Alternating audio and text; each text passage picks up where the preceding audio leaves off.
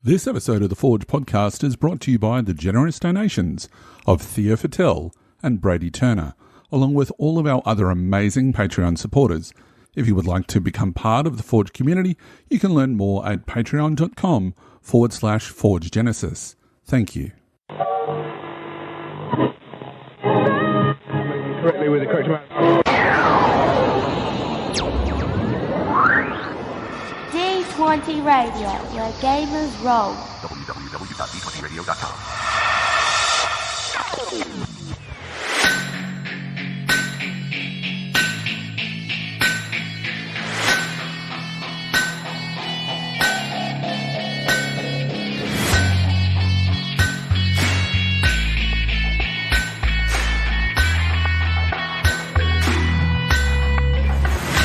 Welcome to the Forge.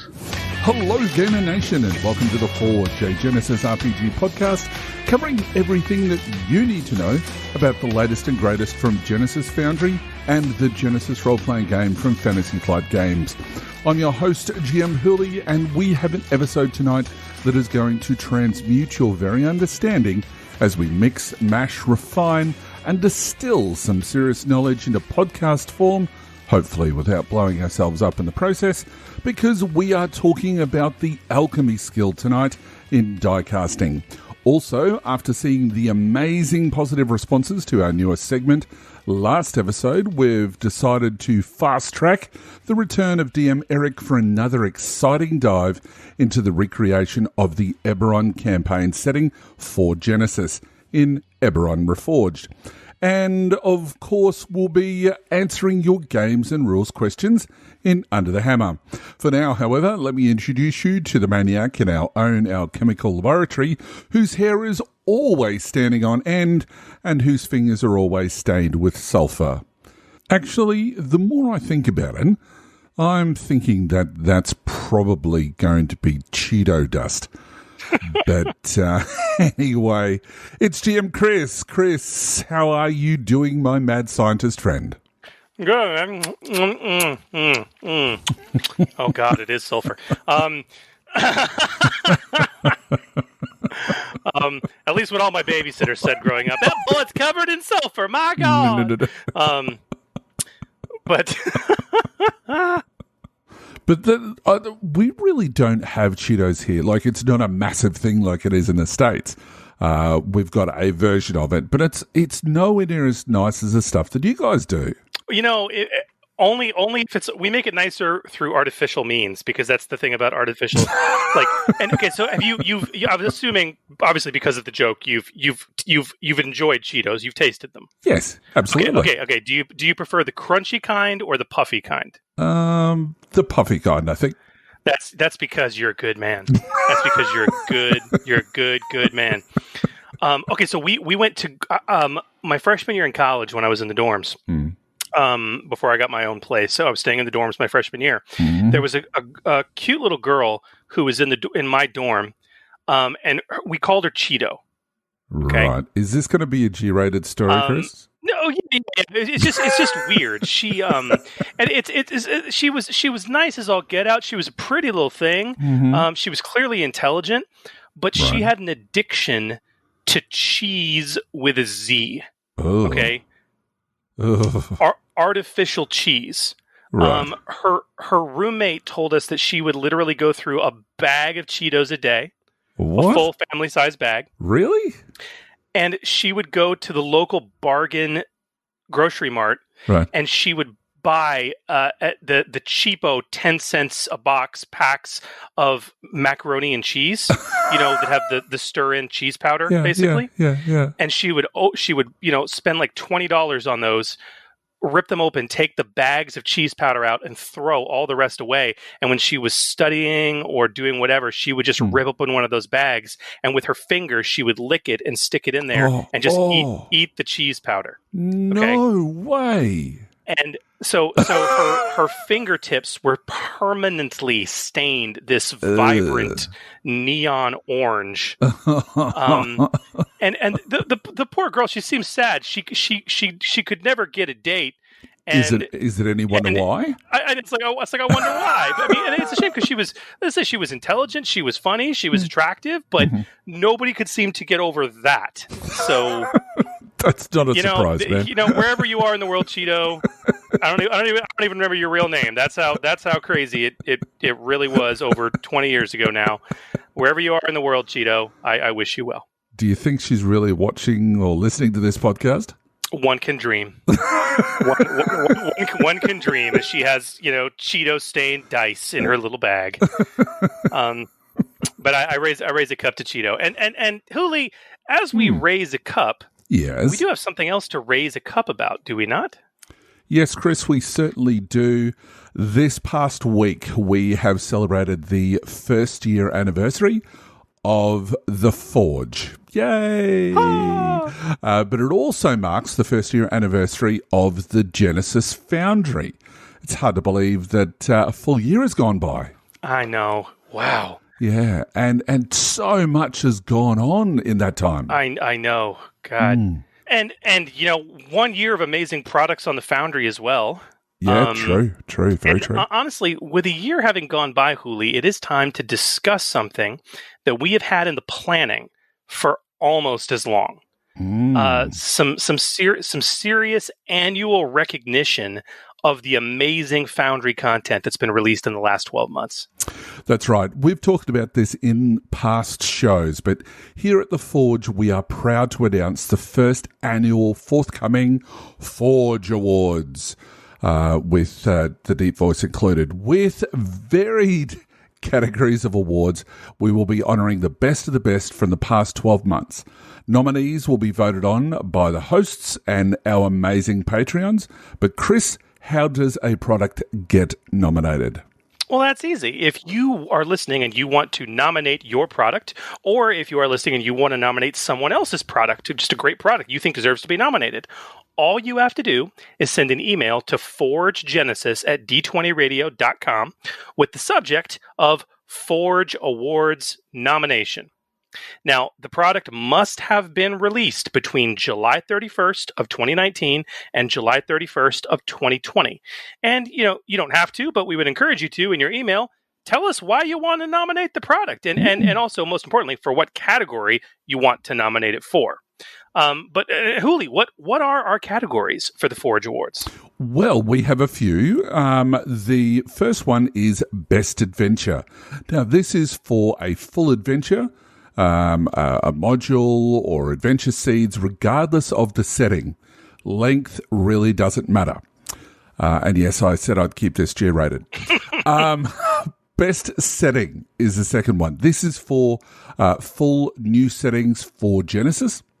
Our next category is Best General Supplement, whether it's an equipment guide, GM's tools, new mechanical systems, or anything else that it is not an adventure or a setting. And our last category, which is the one that I'm most excited about, is Best Layout and Design.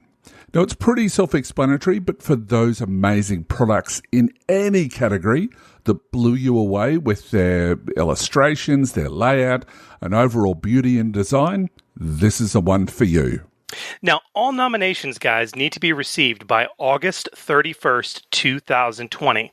After that, voting will commence in the following month for each category, again, among me and Huli and our patrons. And there is only one major rule, just so that you all are all aware. No one can vote for a product that they themselves contributed to. All right. Furthermore, I think it's worth saying, in the interest of fairness, guys, the hosts of this podcast, we will recuse any of our own products from the awards. Yep. So, happy, again, we're the ones running the awards, doesn't make sense. But honestly, that's how the voting will happen, and we will announce the winners in September. Not only will winners get a shiny digital Forge Award winner badge to slap on your product, but we've got some other nifty swag prepared as well. Very excited about. Yes, we do. Now, we do have one other award that I have to mention as well, but it can't be nominated. And it won't be voted on in the normal way. Well, whatever do you mean?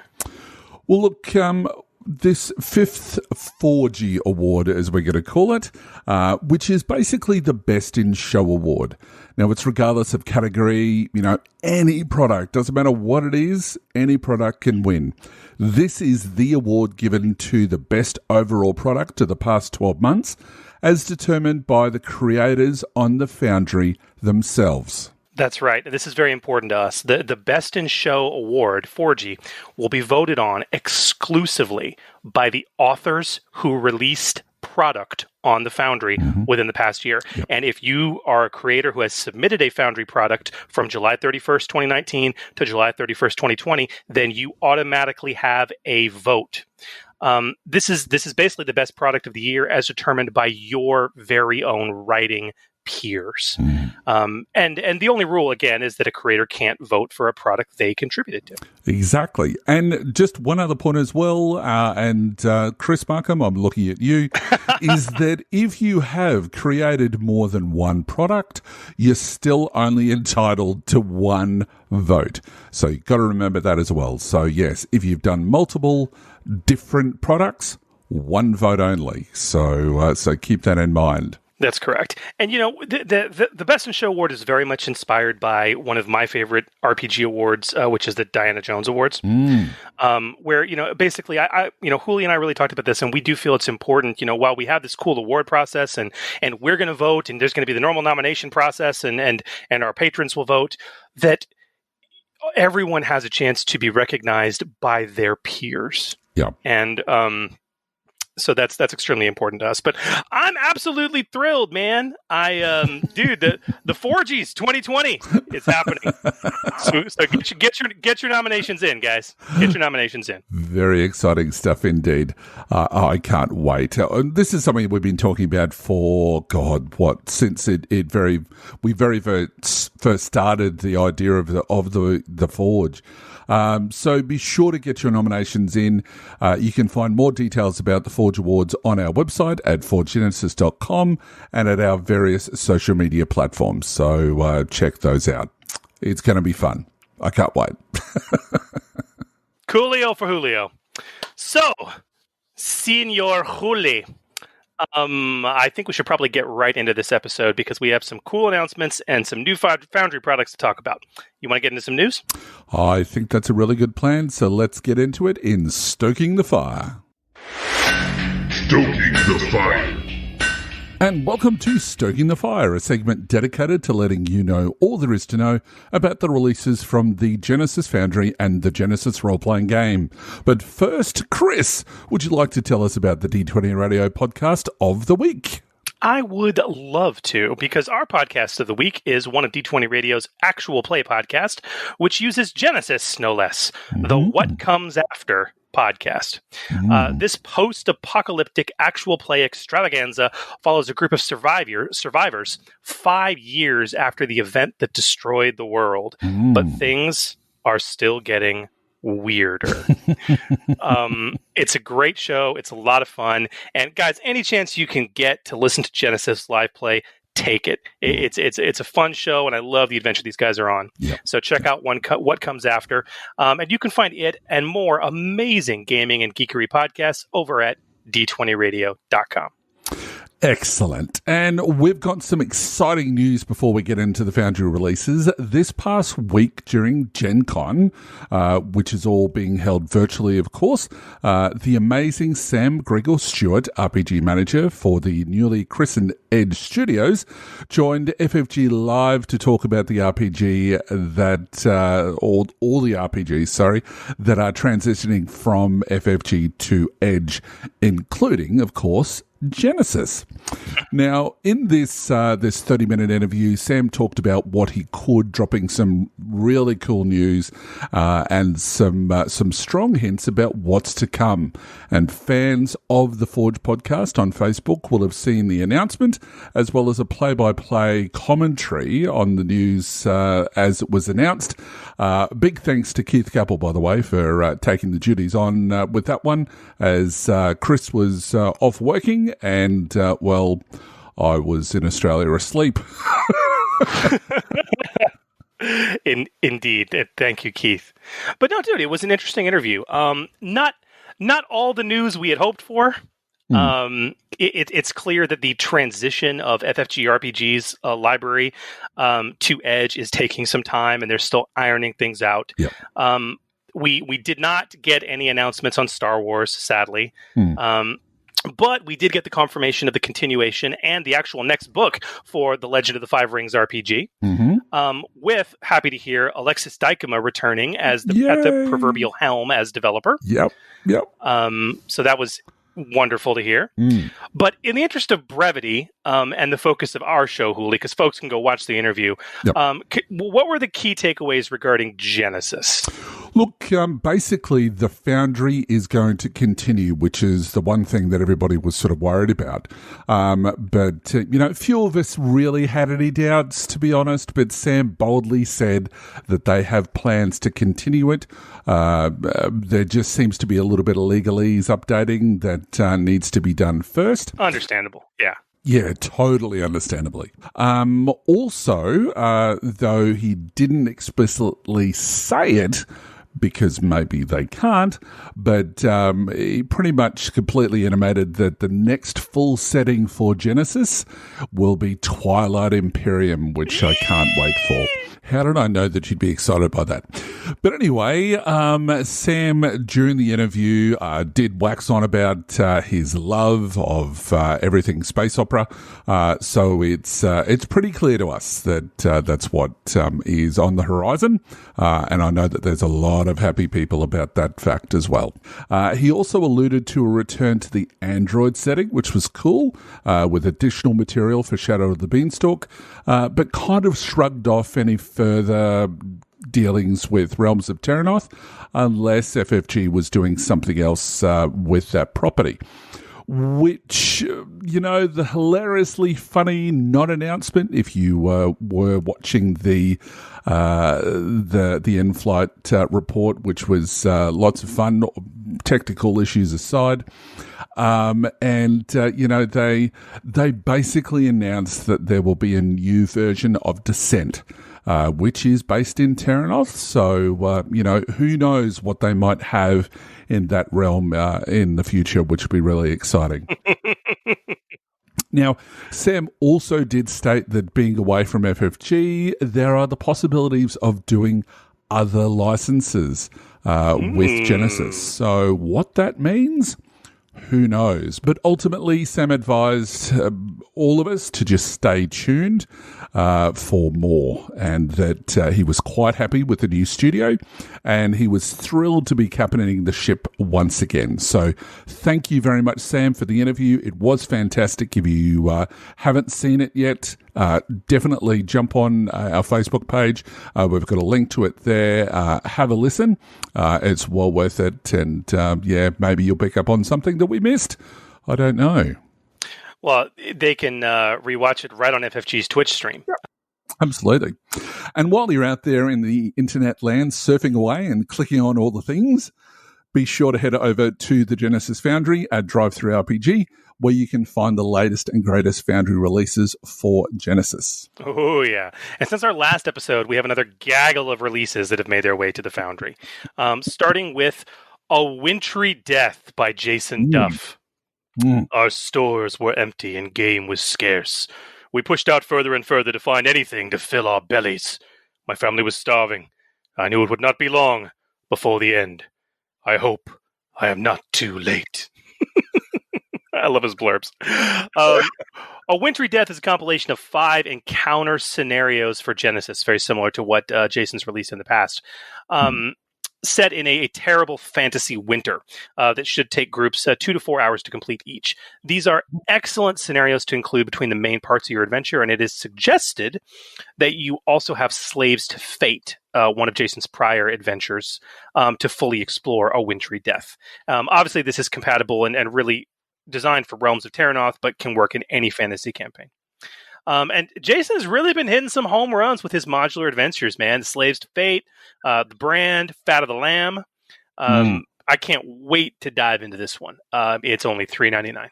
Very cool. And that's something that's kind of missing, I think, is the adventures. That's for sure. Mm-hmm. That we're not seeing many of them. And Jason has obviously found his niche there. So keep on going, Jason. They are great.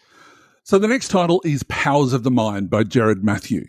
Now, after diving into his incredible salvage setting right here on the show, Jared teased and has now delivered Powers of the Mind, which features and focuses on the new rules for psychic powers that were created for his original post-apocalyptic setting, Salvage, but without all the rust and scrap metal. The book offers new rules for 6 psychic powers, including astral projection, empathy, precognition, Reiki, I think that's how you pronounce it. Reiki? Okay. Telekinesis and telepathy. It also includes the psychic-related talents created for Salvage as well, and the entirely new mechanics of madness, from using psychic powers to flippantly. The rules presented here are identical to those in Salvage, so if you already own it, don't go through the process of double purchasing it. But if you don't have Salvage and are interested in these rules, and I would highly recommend them, they are very nicely done, then this product is for you. And it's only $2.50, and the cover sells it for me, I think. It's a great cover, yeah.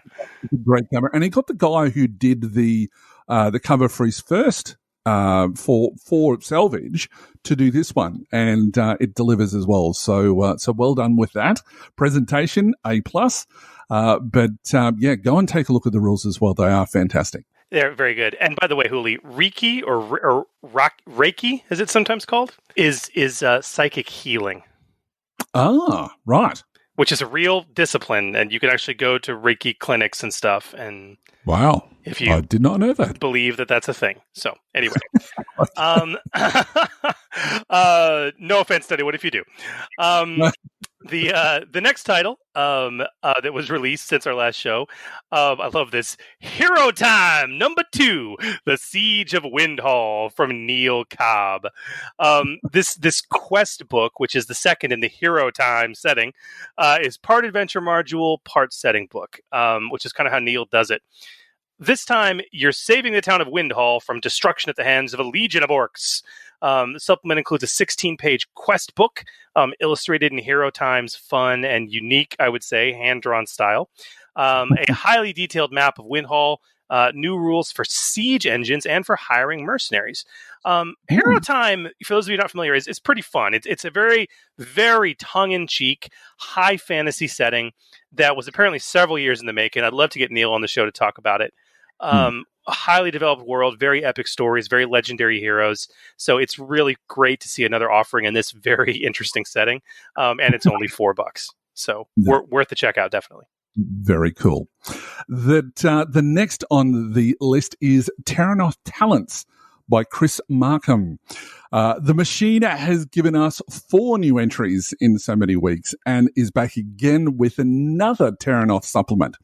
Terranoth Talents expands on the 36 career options offered in the previously released Trades of Terranoth by offering a talent pyramid for each of the 36 careers, as well as nearly 200 new talents.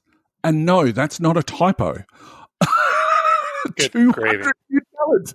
That is insane. And yes, I've already spoken to him about that. These suggested talent pyramids are suggestions that can help provide a roadmap for typical progression in those chosen careers. Working well within a given career's theme and role in the game and in the world of Manara specifically. So if you play in Realms of Terranoth, this is a product for you. It is $5.99. A lot of these talents have gone through, and I have spoken to Chris about this, and they have gone through a testing process.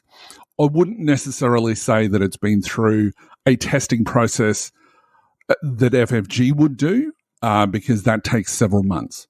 But it has been past the eyes of a number of developers that have been involved in the Foundry. There's some really, really interesting stuff in there. Interesting. 200 talents, man. It would take me years to play test that, but Exactly.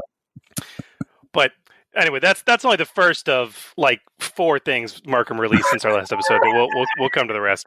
But honestly, what I want to come to next is probably one of the things I'm most excited about having come out in the last couple weeks. And I am absolutely thrilled to start using this in my games. From Roy Altman, aka RPG Narco, the Genesys expanded critical tables. Roy always gives us some very interesting content, and he is back with something incredibly useful with Genesys expanded crit tables, a product for those ultimately bored with the original Table 1.6-10 critical injury results from the Genesys core rulebook, who are looking for narrative inspiration during combat. This supplement includes 145 new critical injury descriptions, separated into 6 brand new critical tables, a different table for each kind, different macro categories of attack types or weapons, specifically crush, for those bludgeoning weapons, puncture, slash, cold, electricity, and heat. So those magic users are not left out. Compatible with all settings and genres, these new critical injury tables can be easily integrated into any Genesys game. No rules changes are needed whatsoever. You simply roll on one of these tables in the supplement, corresponding with the type of attack or weapon that was used to make the crit. But furthermore, it is gorgeously and professionally laid out by my friend and our very own co-host on the podcast, GM Hooley. Yes.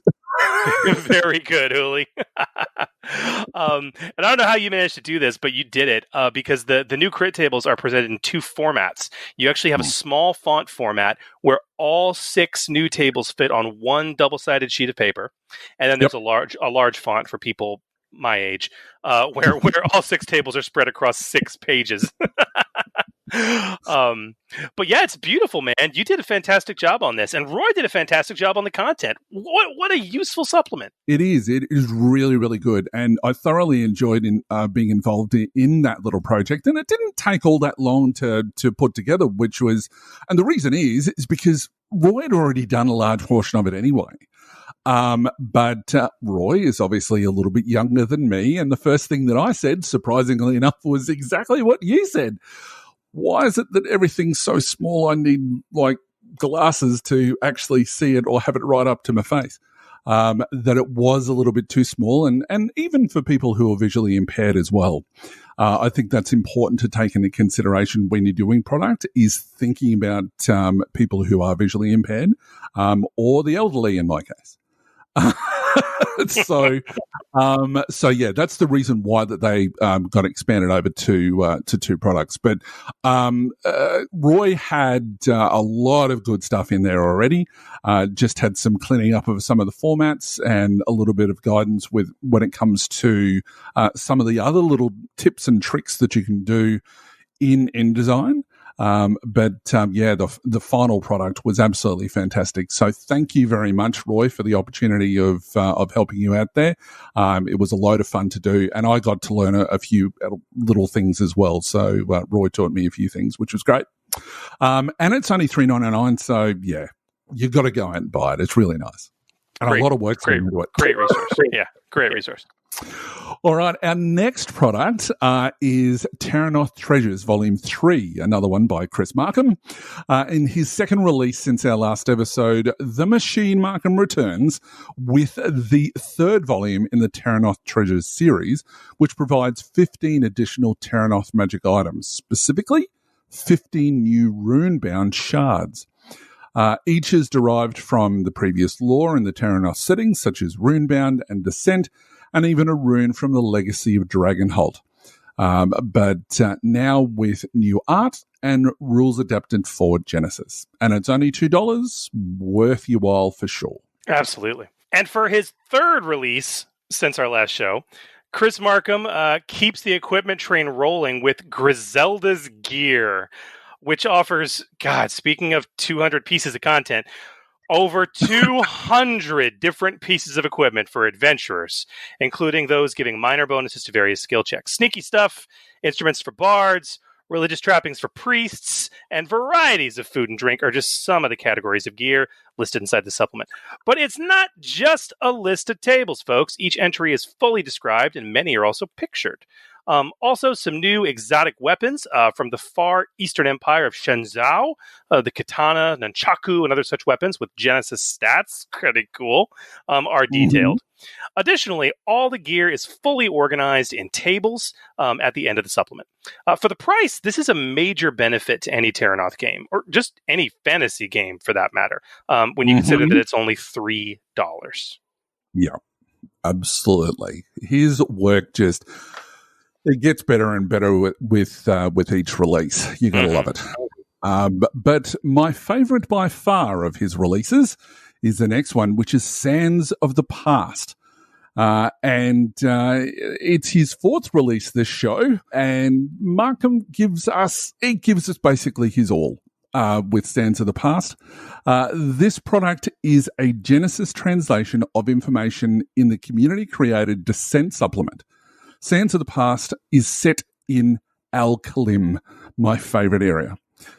This supplement includes 2 new careers, the Psychic and the Hierophant, which are presented in the same format as they are in Trades of Terranoth and Terranoth Talents.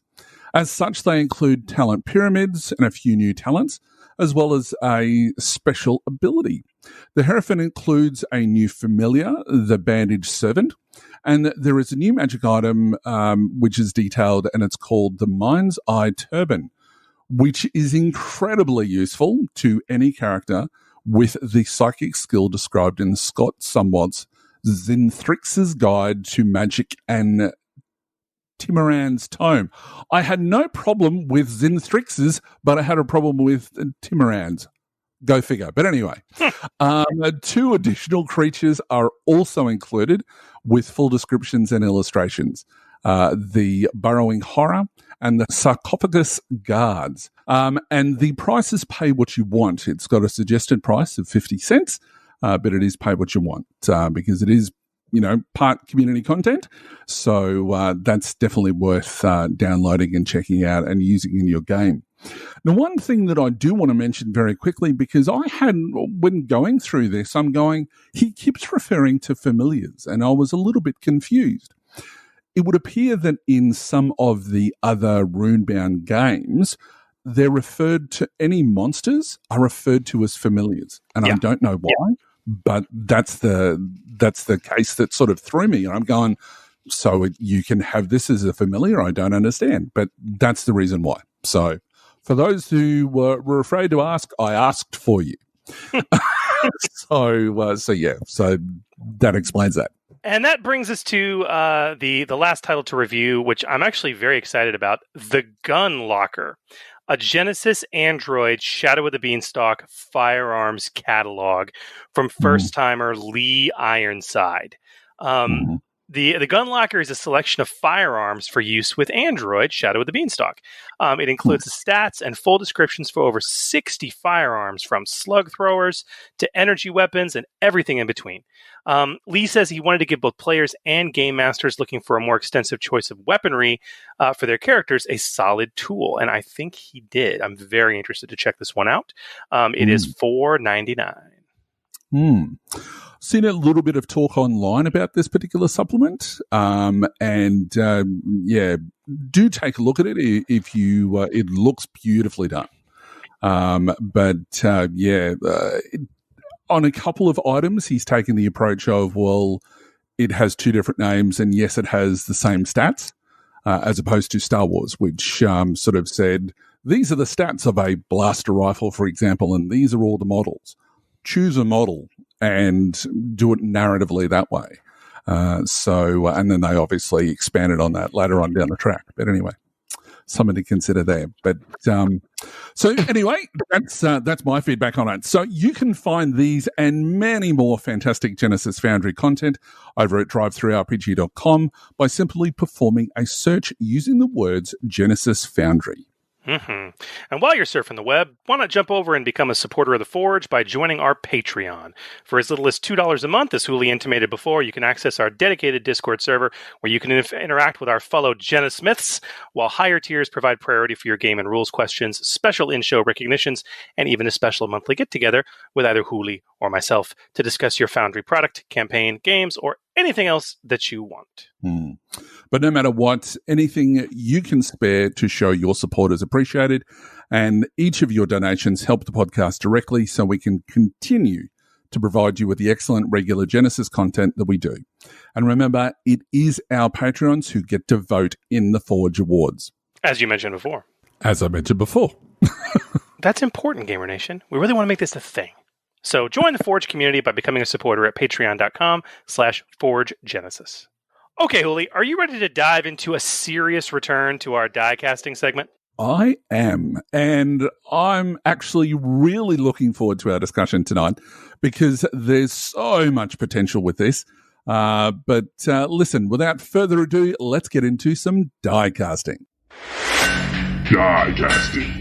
The Forge podcast is all about bringing new creations to the table, and the Genesys RPG provides us all with a powerful set of tools to do so, specifically through skills and talents. Our die casting segment is about closely examining individual skills and individual talents and how they relate to the creations you craft. Now, in our last die casting segment, we got all sneaky by surreptitiously worming our way into the stealth skill with some unnoticed uses, some new talents, and some secretive examination. But tonight, we are focusing on an entirely different skill that promises to leave our potion bottles filled and our work tables covered in stains and burns. By listener request, we are stirring the cauldron of alchemy. Indeed we are. Now, this is a new skill which is introduced in Genesis, compared with Star Wars, that is a classic skill for veterans of fantasy, but also of steampunk and weird science settings. But truthfully, there's often some confusion around this skill. What exactly does it do? What is it used for? And how to use it properly and perhaps improperly? The alchemy skill is introduced somewhat in the core rulebook, and that it's detailed to a much stronger degree in Realms of Terranoth. But that's about all we have on it. Now, we're going to dig into these sources and share what's in there in terms of, what's raw, but we're also going to do our best to expand the skill for creative non-raw usage so that you can utilize the alchemy skill best in your own games or in your upcoming Foundry product. So let's talk about basics, Huli. What is the alchemy skill? So the alchemy skill is a general skill which is found on page 57 of the core rulebook and is honestly a fairly underused skill. The bottom line is that alchemy is a strange category of being both this knowledge skill, but it's also a crafting skill. So it's used to identify potions and elixirs, but it's also to actually create or brew them. And honestly, it's this lack of an alchemical potions and elixirs outside of Terranoth that I think has kept this skill from being used more. And I think it's worth noting that we really can't talk about alchemy, to your point, without talking about crafting, which we will, at least in terms of crafting alchemical items. Yeah, absolutely. So in the core rulebook, as I said before on page 57, alchemy, which is an intellect skill, it's defined as alchemy encompasses the knowledge and techniques to brew potions and elixirs. Although alchemy isn't considered a magic skill, the effects of your concoctions may approximate or even truly be magical, depending on the campaign setting. The limits of alchemical creations are up to your GM, who will assign difficulties to alchemy checks appropriate to the potency of the brew. And that is where our problems start. But we'll get there. We will. So how it should be used is in fantasy, steampunk, and Weird War settings. That's what they recommended, and we would agree. So if you're in those sorts of environments and your setting is that, alchemy is something that should likely go into your setting as well. Mm-hmm. Also, it's noted that it's also a part of the Monster World setting for those who have the expanded player's guide. Yeah, very good point. Very good point.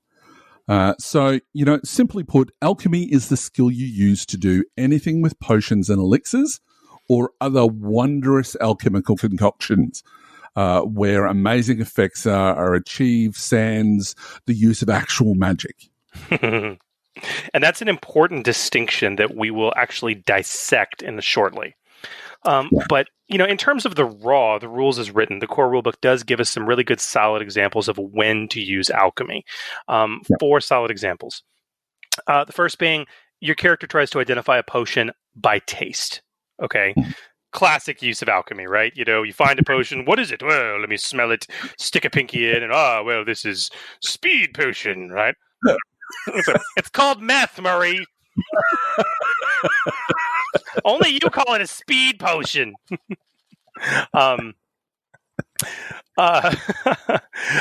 next thing the book gives you an example of is when you want to name the ingredients that are needed for a certain elixir.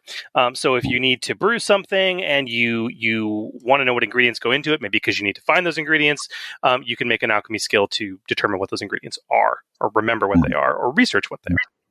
Yep. Then, of course, the latter half of that coin is actually creating something, and that's using alchemy to attempt to prepare a potion or an elixir or poultice or tonic or similar compound with wondrous or magical effects. And the last example they give is when your character, this really falls into the same one above, your character attempts to prepare a remedy for a disease or an illness. So if you're going to create a tincture that will combat disease, that is definitely in the purview of alchemy. Yeah. And, there are literally hundreds of ways that you can use the alchemy skill, but the basic premise is going to be the same. You're making it, you're preparing to make it, or identifying an alchemical item. And now what this means is that the alchemy skill needs to work in conjunction with the crafting rules in your setting. But as Chris alluded to before, we're going to get to that. Now, there's also ways, Hooli, that alchemy shouldn't be used. And I think the core rules do provide us with some pretty good examples there. They do. Your character basically attempts to enchant an otherwise mundane liquid. Now, this is really interesting. What the hell do they actually mean? The bottom line here is that enchanting something on the fly, which is, like a mundane liquid, in lieu of brewing a liquid in your lab, is a domain of magic, not of alchemy, which is quite interesting. So the next one is that your character desires to heal someone directly through medical treatment or their wounds, or laying on hands. Again, this is either a magical skill or medicine. Using alchemy to create a potion of healing ahead of time is different. It is clearly alchemy. But that's going to be crafting an item, not using alchemy in the moment to perform healing. Right. So yeah. Interesting with that. I will go back to one point very quickly when it comes to the first one, where we talk about character attempts to enchant an otherwise mundane liquid. And we'll talk about this later on, but for those people who have played Pathfinder, and I know that one of my favorite classes was the alchemist, that they do a lot of that on the fly. We will touch base on that, just in case that sort of you're going, they're not going to cover that. I'm a massive fan, and I just want you all to know that we are going to cover that. So we will come back to it. The last one is that your character seeks to transmute lead into gold. As much as I would love that to happen, that would be obviously magic. It also provides a good limitation as to what is too much for alchemy. It's hilarious that they put that distinction in there, because when people think about alchemy, they think about, in Western society, that's the classical use of alchemy is to turn lead into gold. Yeah. I don't know why my fantasy alchemist has the voice of a 1920s radio announcer, but there it is. Join alchemy now. Turn lead into gold. Ah! But you've got to do the maniacal laugh at the end, though. Join the Junior Alchemist Association. Turn lead into gold for your spare time. Ha ha ha ha. That's it. Yeah. There you go. That's it. That's it. Okay. Look, going through these, what to use it for and what not to use it for, guys. What you should take away from these in-book examples is very simple. There are major distinctions between magic and alchemy. Alchemy cannot do all that magic can do. Frankly, magic is much, much more powerful in terms of effect. Okay, and you have to keep that in mind. If you're sticking to the raw, if you're sticking to rules as written, if you want to be an alchemist, that's great, but you should not expect to have the same oomph that a mage can bring to the table. All right? Mm-hmm. Now, the trade-off for that is that alchemy can be performed by those without any access to magic. Per the core rules, remember, you cannot even attempt a magic skill check without at least one rank in that skill. Alchemy is a general skill, and it does not have that restriction. A non-mage can use it. Frankly, a novice without any training can attempt alchemy. Mm-hmm. And the last thing to really take away from these in-book examples is that another key differentiator for alchemy is usually about preparation. Outside of knowledge uses like research or identification, if you're sticking to the raw, alchemy is a crafting skill. And the same way that I can't craft a sword or a Tesla gun in the middle of an encounter without some talents, okay, I can't do it for alchemical items either, just in terms of your everyday rules as written usage. So those are the big things to take away. Yep, absolutely. All right, so let's get on to the topic that I really, really want to talk about. And that's crafting. So the core rulebook only mentions the crafting use of alchemy in one small place. And that's a sidebar on page 57, which talks about the difficulties of brewing a potion. And it says, as a guideline for GMs, the difficulty of preparing a potion should generally correspond to its rarity, generally by dividing the rarity by 2 and rounding up. The resulting number should be the difficulty of the check to brew the potion. For instance, if your character wants to make a healing potion, i.e. painkillers, page 94, of rarity 2, the base difficulty for the check is easy, so 1 purple die. If your character doesn't have the proper equipment or ingredients, the difficulty may be higher. And that's it. But thankfully, we have Realms of Terranoth, with an entire chapter devoted to crafting and a very specific rules for alchemical crafting, which can be used in any fantasy, steampunk, weird war, or monster world setting. Now, these rules start on page 113 of the Realms of Terranoth and are blessedly simple. They are used to craft alchemical items of all kinds, which for simplicity's sake, we'll just refer to as potions, because they also refer to elixirs and pastes and whatever else. So we're just going to call them potions because it's easy. The important thing to note is in a setting with alchemy, that it has that in use. This also does include poisons, which is an important note. So, Chris, what is the process that they mention in the book on how to do this? Okay, you got 4 steps, and we've kind of compiled the information. We'll explain it as simply as we can. Step 1, figure out what you want to make. What's the potion you're going to brew? Okay, either find it in the existing books. We have 12 published that we're actually going to walk through. Or, figure out what, to create your own potion, basically, with the effects that you want to have that doesn't exist in the books. In which case, it is on the GM to set the rarity and the actual base effect. And that is where a lot of confusion lies. We will be talking about that heavily in short order. Step 2, once you know what you got or what you want to make, is to get the ingredients that you need to brew the potion, whether you purchase them or you gather them. Now, for purchasing, it's easy. The cost for purchasing the ingredients for a potion should typically be about half the cost of the actual produced item if you were just going to be able to purchase the potion directly from a vendor. Okay. Now, for gathering ingredients, which the rules do talk about, you obviously for things that aren't insane or really unique, you can go in the wild and gather, the wild things that you would use for alchemy, the various ingredients, meaning that you or an ally could travel to the right location and spend some time, typically the better part of a day, finding what is needed, using a survival check with a difficulty equal to half the rarity of the potion, rounded up. Which is fantastic. But the rules are specific to call out, as I alluded to before. For rare or singular ingredients, they may not be available for purchase or locatable with a simple survival check. They may require a special quest to obtain them, which could even become an entire adventure or session in its own right. Now, the step 3 is make your alchemy check to brew the potion. The difficulty is usually going to be half the rarity of the item rounded up.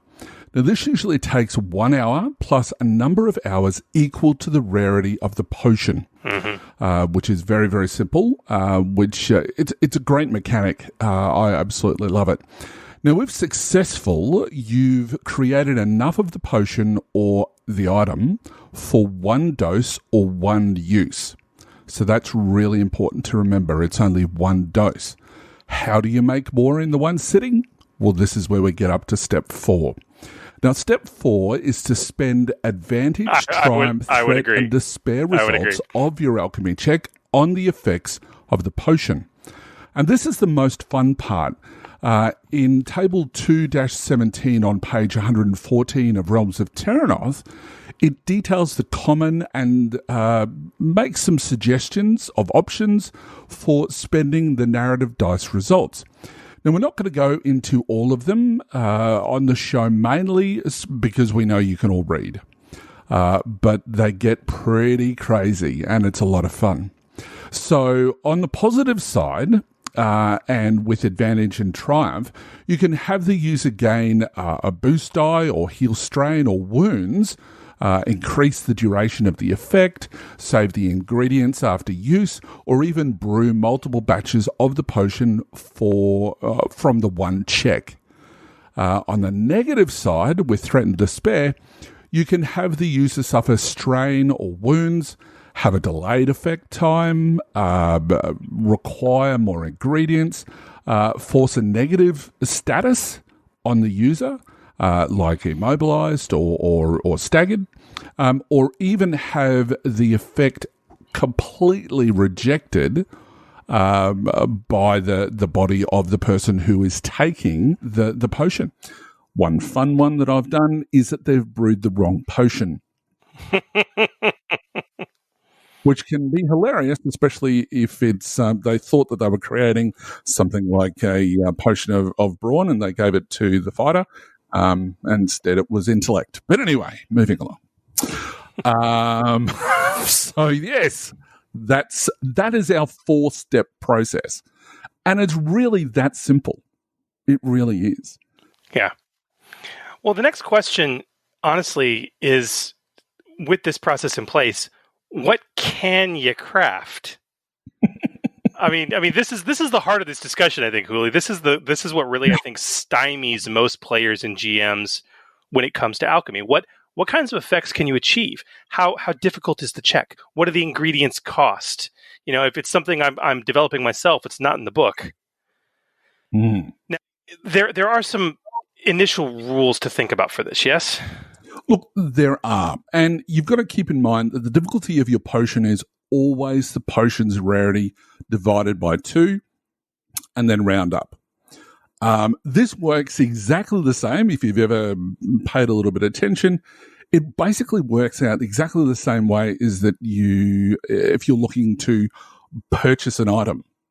If you notice, the table actually says, rarity 1 to 2 is a simple check or whatever it is. It's virtually the same. that you just find out what the rarity of the item is, divided by 2, and round up. Simple. Very, very easy. So the rarity is what really, really matters in terms of determining your difficulty.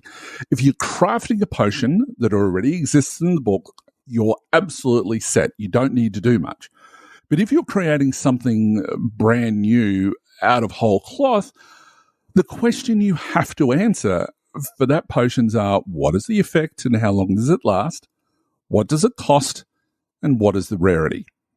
Mm-hmm. Now, guys, we're going to start by stepping a bit ahead and actually looking at the potions and elixirs that are currently available on the published material.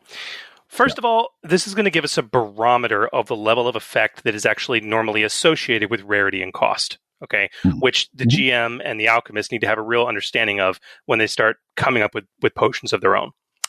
The only existing published alchemical items, there are 12 of them, all exist in Realms of Terranoth, pages 102 to 104. We are going to take some time to talk about each of them and learn what we can from them. Furthermore, as we go through these, we are not going to go alphabetically as they are in the book. Instead, we are going to go by lowest to highest rarity and thus alchemy check brewing difficulty. So in order to help illustrate the level of effect that's associated with that. So we're going to talk about, we're going to go through these. We're going to give you the potion. We're going to talk about what effect it has. We're going to talk about what its duration is. And then we're going to tell you the rarity and the price. So you guys will be able to see, as we go through these, the escalating level and when you start to see jumps happen. So let's go through these, Hooli. What do we got, man? What's our first potion in the published material? The first potion that we have is the health elixir.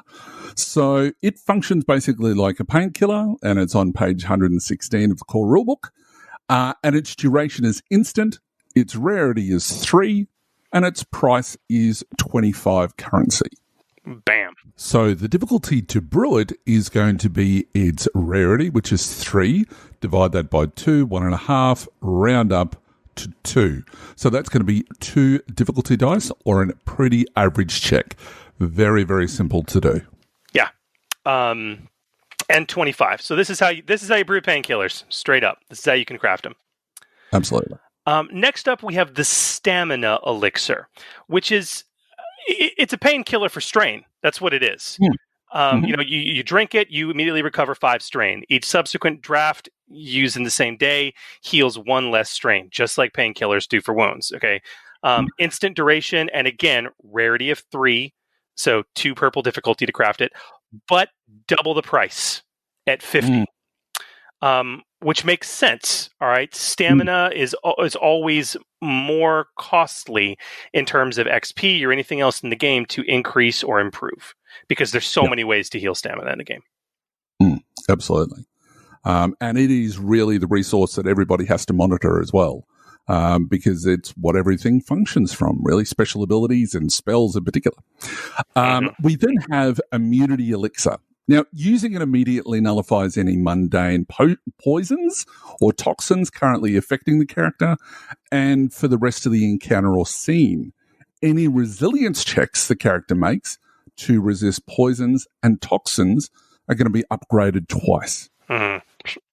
So it has an instant effect plus a encounter duration effect. That's right. And it has a rarity of 4, which is still going to be the same difficulty. But its price is 100 currency. So yeah, you can see a bit of a jump there, but it's only been 1 rarity. Okay. Interesting. Okay, next up we have an oddball one. This is the regeneration elixir. Okay. It's basically a healing, it's a heal spell in a bottle when you get down to it. Okay. You take the elixir and you make a simple, that's 0 purple dice, resilience check when you drink the elixir. Then you will heal 1 wound for each success you roll and 1 strain for each advantage you roll. And a triumph, it actually calls out, you can spend a triumph to repeat the check again at the start of the character's next turn, which I think is really cool. So obviously it has an instant effect. Rarity of 4, price of 50. this is a really interesting thing. Unlike a mage casting heal, most characters don't jack up their resilience. So what's intriguing about this one to me, I don't think it's miscosted. I think its price is right on, considering the fact that it is possible for me to roll all blanks on those dice and literally drink this potion and have no effect happen. So it's a bit of a gamble. Okay, but obviously that's a very unlikely scenario, but it is possible. Yep, absolutely. The next one that we have is a smoke bomb vial. So as a maneuver, a character can throw a smoke bomb vial at a point within short range. Upon impact, the vial shatters to create a thick smoke screen large enough to conceal the single character and other characters engaged with the target. The smoke screen provides concealment worth 2 dice. And the duration is variable. And the rarity is 4, and it costs 25 currency. Now, this is your typical ninja move, or what Batman does in the original Batman, for those who are old enough to remember it. Throw down the vial, and all this mist stuff comes up, and then you disappear into it. Because as we mentioned in our previous episode with stealth, you can, if you start in stealth, you may have some abilities that allow you to move from stealth area or concealed area to another concealed area, and you've disappeared from sight. So, and the variable duration really has to do with the environment more than anything else. It's up to the GM how long the smoke sticks around. Is there high wind in the area? What's the ventilation like? But that's actually not a part of the actual item, so I think that's worth noting. Okay, up next is one of my favorites from a fluff standpoint, and that is, and now we're getting out of the rarity 4s. We're getting into rarity 5s. So at this point, we're looking at 3 purple difficulty to craft this. Okay. Yep. Mm-hmm. Bottled courage, which the fluff text in Pterodoth basically says it's just booze. It's just really good quality booze, right? But the imbiber upgrades any discipline checks they make to resist fear or coercion, which is awesome. It has a full encounter or scene duration, rarity 5, only 25 currency for the price. Quite frankly, I think this is a little overcosted in terms of rarity. Right. But we'll get onto that with our lessons learned. I think you could probably bring this down to a rarity 4 and be fine, because it only affects one skill check, and even then only under very, very specific circumstances. Yeah. I would even go so far as to say it's a 3, but there isn't any real difference between 3 and 4. Anyway. No. So unless you start getting into abilities or talents specifically that allow you to drop that rarity, and then it becomes a little bit easier to do. We'll talk more about that later. Our next one that we have, which is quite interesting to throw into the mix, is poison. So as a maneuver, poison can be applied to a weapon with a point or edge, or even to other items like smoke bombs, per the GM's discretion. If applied to a weapon, the first successful hit that deals at least 1 wound causes the target to suffer the poison's effect, and once it's affected one target, it's depleted, and a new dose must be reapplied. Targets affected by poison must make a hard resilience check as an out-of-turn incidental, or suffer 4 wounds, not reduced by soak, plus 1 strain per threat.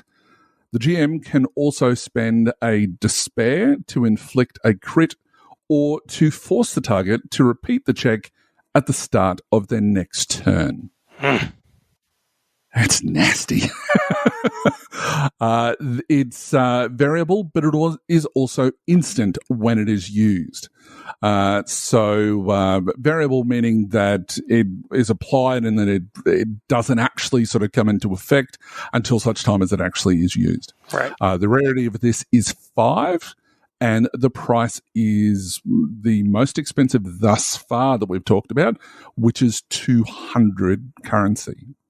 Yeah, and that's I think it's well costed from a currency standpoint, and I've heard arguments that people say the rarity is actually too small for it, but I don't know. I think 3 purple dice is about right to create poison, don't you? Look, I'm sort of on the fence about that. I think that when it comes to poison, I think that it should be harder to find. But I think that if you're that sort of character that has a bit of a shady background, in other words, that they may have talents that allow for dealing with streetwise and stuff like that, that maybe because you'd really be using streetwise anyway, because poison, no matter what the setting, if you wanted to go out and buy it, for example, and I know that we're talking about making it, but if you wanted to go out and buy it, you'd be probably using streetwise anyway, as opposed to not negotiation. What is it? Negotiation. Yes, it is negotiation. Yeah. To be able to find it in the first place. So I think that it should be higher because poison is fairly. It's not readily found, but I know that they're. I don't know. I'm on the fence. You and I can disagree on that point. My problem is you're looking at this strictly from a go and find it, buy it perspective from rarity. I'm looking at it from, look, rarity determines the crafting difficulty. And if you make this higher, I mean, you could move it to 6 and that wouldn't affect the crafting difficulty. I'd be down with that. But higher, I mean, seriously, you think it should be 4 purple dice to craft poison? That's too much. I don't, but I think that poison requires a certain level of there needs to be a little bit more skill involved in being able to do it. And yes, if it was 3 purple, you're still going to need at least. I was going to say, what you think you need more skill than what can handle 3 purple dice? I don't know. Maybe I just know my players. Anyway, they have their good days and bad days. And respect, man. I can walk down to the Mega Mart and buy poison right now. Fair enough. Yes, you can. I can buy rat poison at the corner store right now, and trust me, it is quite detrimental if it is put into your bloodstream. Yes, that is true. That is true. That is very, very true. Yeah, look, as I said, I mean, I guess it depends on the poison, and I mean, this is where, and I'm sure that somebody's got it in the planning somewhere, is a bit of a poison guide or something like that, because there is only this one. Yeah. There is only this one version of poison. I think that there should be multiple poisons that do all sorts of things, like that. Suddenly you're getting a different condition. Whether it be that, similar to ensnared, that, you become immobilized, or, like a paralysis potion or something like that, paralysis poison. There should be a multiple, but I mean, this is all that we've got. If somebody said, I want to craft a poison that staggers my target or immobilizes them, right? Yep. Heck yeah, man. We're talking about rarity 7, 8. Okay. Sure. Absolutely, hands down. But I'm sorry, 4 wounds and some soak, or 4 wounds and some strain. I'm sorry, that shouldn't be more than 3 purple for me. Fair enough. Yeah, but we may have to agree to disagree then. Now, what I don't think we'll disagree on is our next one, though, which actually moves us finally into the rarity 6 territory, and that is the acid flask. So the acid flask can be thrown up to short range and affects one character and anyone who is engaged with them. And what it does is in that small area, it creates a corrosive atmosphere with a rating of 4, which is really, really nasty. You can check out the core rulebook on that. I think it's page 111, I believe. But basically, when you're in that area, it just inflicts 4 wounds. Okay. Really, really nasty. It has an encounter duration, rarity 6, cost of 200. I think the rarity and the cost are well done for that one. I would have gone a little bit higher for that in comparison to the other stuff, because it is only just that one rarity higher. It's still 3. So yeah, I don't know. 3 is hard, man. It's literally hard. That's the definition of the 3 dice. It's hard. But dude, we're talking about, even then, it's only 4 wounds. And the other thing too is, it's not like it's. I can avoid it by walking away. And we'll get back to that with some of our learned lessons from this as well. Yeah, absolutely. So our next one is Power Potion, which is it's a terrible name for a potion. But anyway, it's called the Power Potion. And the user increases their brawn by, that's right, that's what I was talking about before. Their brawn by 1. If you're already at brawn 5, then you instead add 2 boost die to all checks using brawn. However, when the potion wears off, you suffer 6 strain. So there is a downside.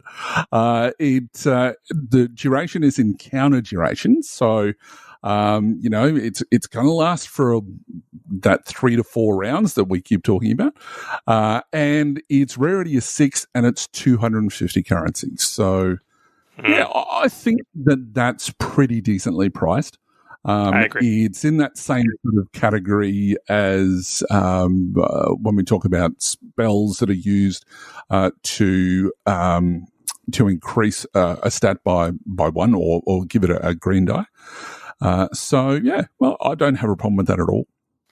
No, it's a classic, and just I agree with you, but the name is just hilarious to me. Again, my 1920s radio alchemist, right? Get a can of Power Potion today, increase your brawn by 1. I absolutely love it. But my radio alchemist would also be selling our next one as well, which is the protective tonic. Get a flask of protective tonic today. Protective tonic, very simple. When you imbibe it, you gain +1 soak. All right, which is nice. The duration on this, though, as we start getting into these higher rarities, it is a rarity of 6, like Power Potion. But unlike Power Potion, it only has a duration of the next 3 turns. Okay, and it costs 125, which I think is well costed considering its limited duration effect. Yeah. And it's really only 1 point. Now, if you're getting smashed by about 50 goblins, maybe +1 soak isn't necessarily a thing. I know players that'll fight you over 1 soak. I do too. But anyway, the next one, which I find is really interesting, is the Speed Potion. Now, the imbiber gains 1 additional maneuver during their turn. This means that you can perform 3 maneuvers on a turn instead of the limit of 2. However, when the potion wears off, you suffer 6 strain, which I think is a really cool payoff.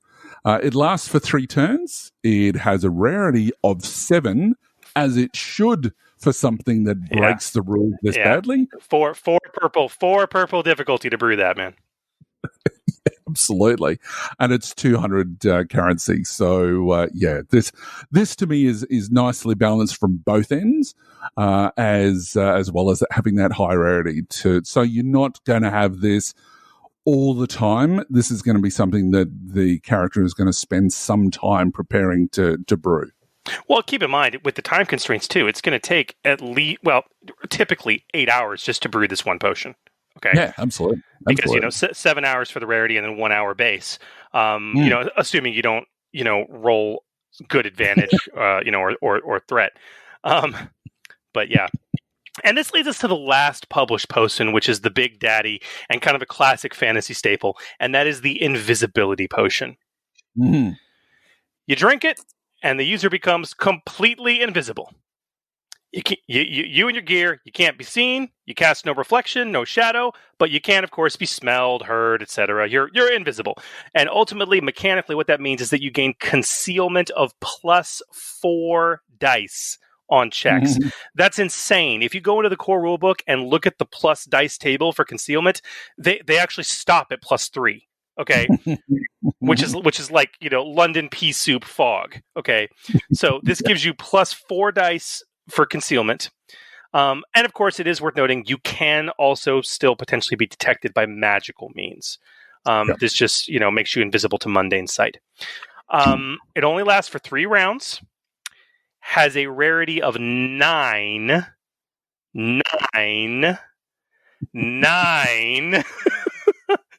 which divide by half, round up, that is a 5 purple dice crafting, okay? Yeah.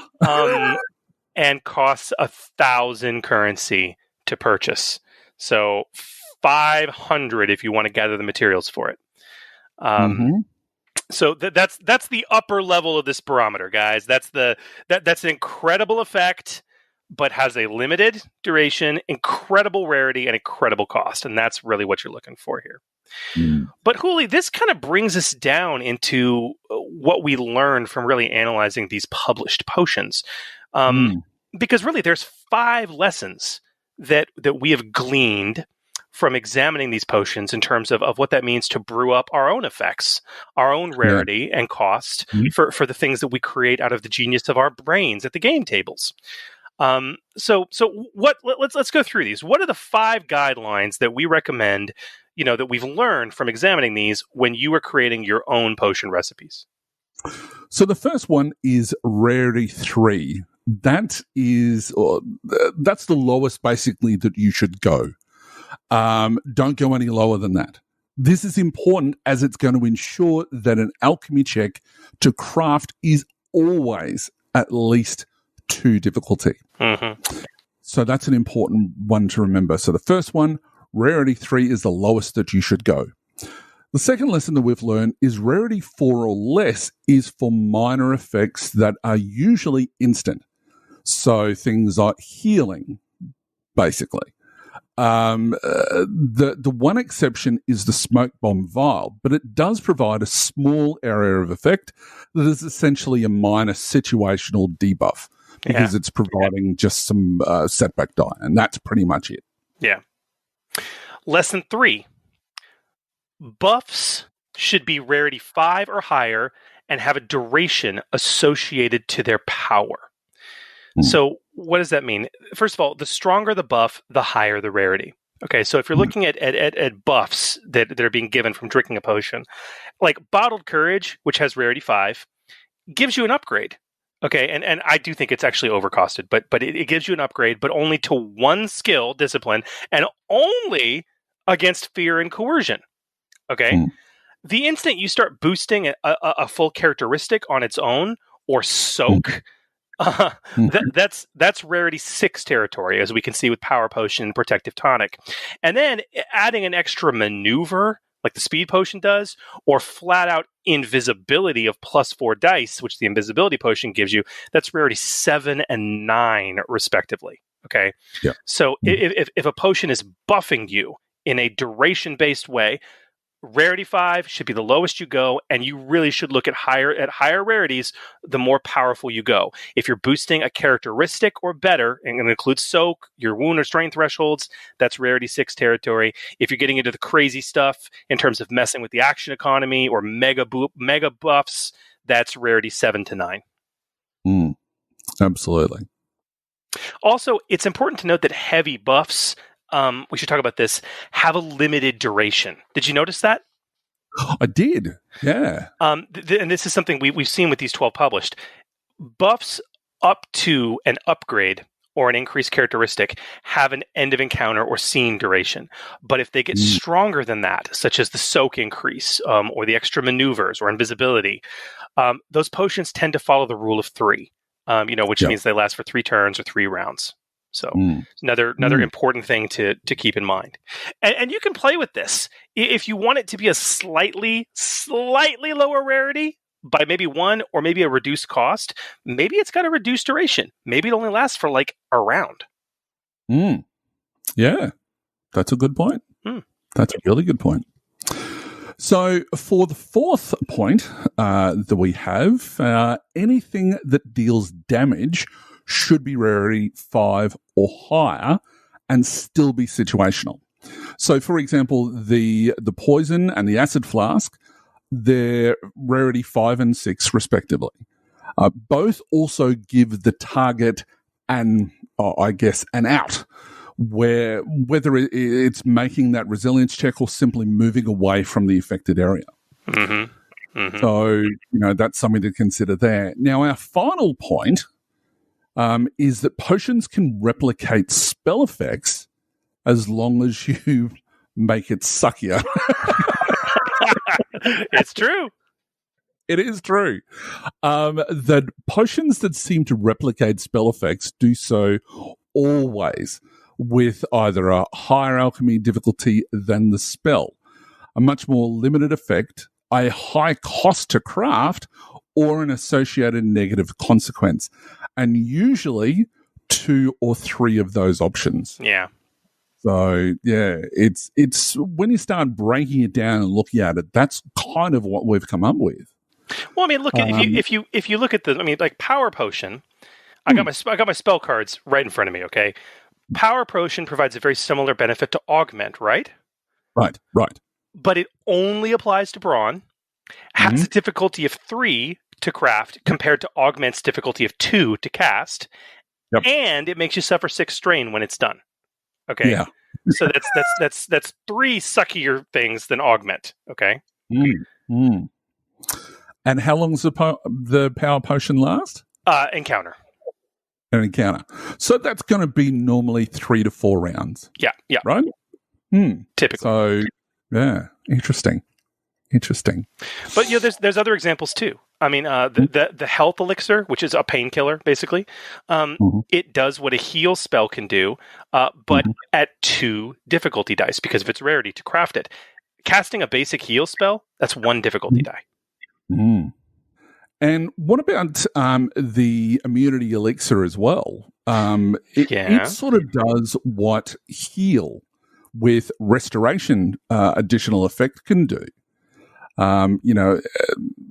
At the same time, at the same difficulty, but it only works on poisons or toxins, not all status effects. And you don't get the base healing effect either. Right. So you're sort of getting ripped off there as well.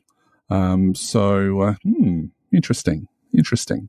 Well, what about our big one that we mentioned before? What about the invisibility potion? Well, I mean, it does what the mask spell, which was introduced in the EPG. It does what the mask spell can do when you add the invisibility additional effect to the mask spell. And they both have the same difficulty, which is a difficulty of 5. Because you can't go higher than 5. But the potion, unlike the spell, is limited to 3 rounds only. Yep. And it has an ingredients cost of 500 if you're going to craft it.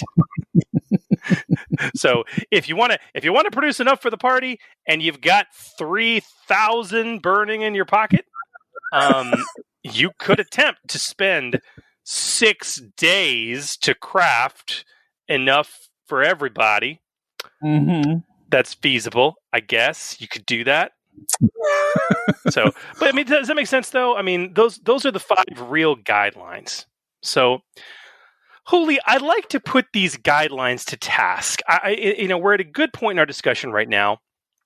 And we're going to get into our normal, the rest of the things to talk about for die casting, talking about species and careers and talents and equipment and raw and non-raw uses. But, considering what we've gone through with crafting, I would love to I would like to have you brew a couple potions tonight live on the show. Cool. We have nothing prepared. I just want you to say that. Yes, literally. We the show notes say literally wing it. So Hooli, I'm going to be your GM. Okay. I've got table 217 up, which is in Realms of Terranoth, page 114 for your advantage and your triumph. Okay, and your threat and despair. Yep. And let's say you've got an alchemist with an alchemy pool.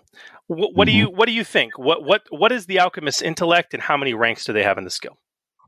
Look, he's going to be a fairly good alchemist, I think. So I'm thinking that he'd either have a 3 or a 4 in intellect, and probably a 2 in the skill. I think that's good. So what do you want to do? A 3 or a 4? Oh, look, I'm going to go 4 because he's specialized in this particular area. All right, so we're doing 2 green and 2 yellow for your pool. Yeah, I'm going to need some dice, aren't I? Ideally, yes. Just hang on 2 seconds. All right, so I've got a dice, and I have far too many dice. That's a side note. I also injured my finger, and it's really hard to get this open. All right. Right. Far too many dice, but that's good. Right. I'm ready to go. All right. So let's brew a couple potions. Do you want to do 2 from whole cloth, or do you want to do 1 out of the book? What do you want to do? I want to do 1 out of... I want to do 1 of each. Can we do 1 of each? Let's do 1 of each. Let's absolutely. Let's start simply. So let's pick one of the 12 existing potions in Realms of Terranoth. Which one do you want to craft or attempt to craft? I want to do the power potion. The power potion. All right. So to begin with, you're going to need to gather your materials. Now, through our game session, you would need to spend either 125 credits, which is half of the power potion's cost, to go purchase those materials, or go spend a day gathering them. Now, we're going to assume... I don't think, because it's listed a power potion, needs anything special or unique. So we're going to assume that you've obtained those materials. Okay? Okay. No worries. Now, the power potion has a rarity of 6, which means that your base crafting difficulty is going to be 3 purple dice. So that's going to put your pool at your 2 yellow, 2 green, and 3 purple. Rightio. 2 yellow, 2 green. Rightio. Have I got an alchemist kit? But we'll talk about that later on. Yes, I would say that you're out in the field, but you do have your alchemist kit, so you've got the right tools for the job. Excellent. So I'll get a boost die out of that. No, you won't. A boost die is given to you for an alchemist lab, which you do not have. And you don't need it with your 4 dice pool, you freaking weirdo. You've always got to fish for a boost from the GM. Jeez. Well, that's what my players keep telling me. Maybe I'm doing it wrong. You can fish all you want. Doesn't mean you're going to catch anything. All right. Just rolling that now. And what have we got? So, that's pretty cool, but the rest isn't. Oh, my God. That's awful. Right. So, that's a failure. That's not what I wanted to roll at all. That's a failure with 2 advantages and a triumph. Oh, man. Okay, well, you failed, man. Just straight up. 7 hours with attempt. You did not brew the potion, but you do have some advantage and a triumph. Do you want to maybe salvage your ingredients? I would like to salvage the ingredients so that I haven't wasted my time and I don't have to go back and fight the ferocious owlbear again to get its spleen or whatever the hell that I need. All right. So no, you managed to pull that elusive owlbear spleen out of the cauldron just in time, and you curse yourself. You get a good night of sleep and resolve to try again the next day. Right, I'm going to give you one more chance here.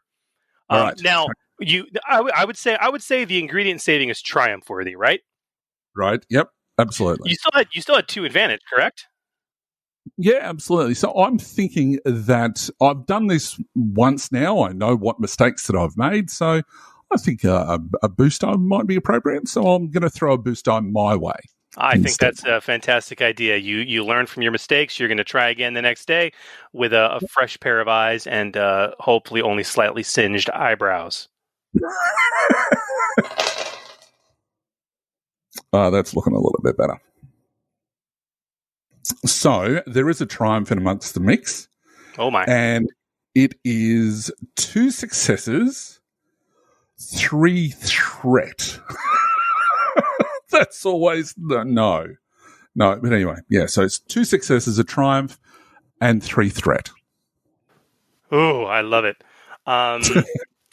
Okay, so you succeeded to brew the potion. So it's straight up, your power potion that you've brewed has its base effect. If you drink it, it will increase brawn by 1 for the duration of the encounter.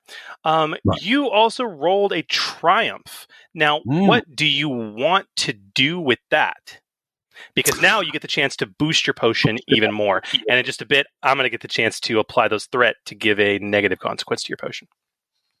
Well, I'd actually like to get a little bit of extra wounds on top of that as well, and maybe give myself 2 additional wounds temporarily to my wound threshold, which is what I'd like to do. Oh, wow. Well, that's not one of the things on table 217, but I think it's you say wound threshold?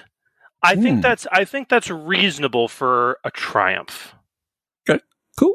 Because it says the potion is more effective than normal as determined by the GM. I think that's a very good use of power. Will increase your wound threshold by 2 for the duration. I think that's totally reasonable for the triumph. So now you have a power potion that not only increases your brawn by 1 for the encounter duration, but also increases your wound threshold by 2 when you drink it. But now I have 3 threat. Yes. Looking at the suggested table 217 for 3 threat, I could have it to where you suffer a wound when you drink this potion, after benefiting from its effects. But I think I'm going to do the other suggestion with it, which is I'm going to reduce the duration of this potion. So you have an awesome power potion that now increases your brawn by 1 and your wound threshold by 2. But it is only going to last for 2 rounds. Ooh. But you don't let your player know that. All right. So there is your brew example. All right, man. So something straight out of the book and how it can be done. Hit me up with another potion, man. Something out of your head, maybe? What are you thinking? One of my favorite potions from D&D is a potion of gaseous form. Oh, wow. So I'm going to go with that. Okay, so this is going to be very hard right away, but talk to me first about what the effects are going to be. What does gaseous form mean for the mechanics of Genesys? So for the mechanics of Genesys, it means that I can't attack at all. So I'm basically giving myself the what is it? It's not the immobilized, it's the other one. It's a staggered condition. So I can't attack while I'm in that form. But I can't be attacked unless I'm attacked with, normally in D&D it would be a magical weapon, but there's no such thing really as magical weapons. So it'd have to be a weapon with some sort of magical properties. Yeah, I wouldn't even go you're still thinking D&D. I mean, this is Genesys. We can be narrative. You can simply say, is immune to the majority of physical attacks per GM discretion. Okay. But what that means that if somebody shoots a magical attack at you, I'm well within my rights to say that it does affect you. Okay. Sure. But we can handle that narratively. Cool. We'll do it. So is the gas visible? Yes. Okay. But it's and I'm assuming it can go under doorways and can you fly? Yes, you can. You're not limited as to where you can go. So you can go under doors, you can go through grates in the roadway and things like that. So you're not hindered by any sort of terrain. Okay. So here's how I think we're going to do this, Uli, if it's okay with you. Sure. It has some pretty powerful benefit, but at the same time, it's got some pretty severe limitations. You basically can't interact with the physical world, okay? And furthermore, I don't think you have any control over when this effect ends. It's a potion, okay? Right. And I'm going to use the rule of 3 because this is definitely going to be a high rarity potion, okay? Yeah. So I'm going to use the rule of 3 on this. So I'm going to say that once you drink this, it lasts for your next 3 turns. That's it. Right. No more, no less. You don't get control over that. All right? Yep.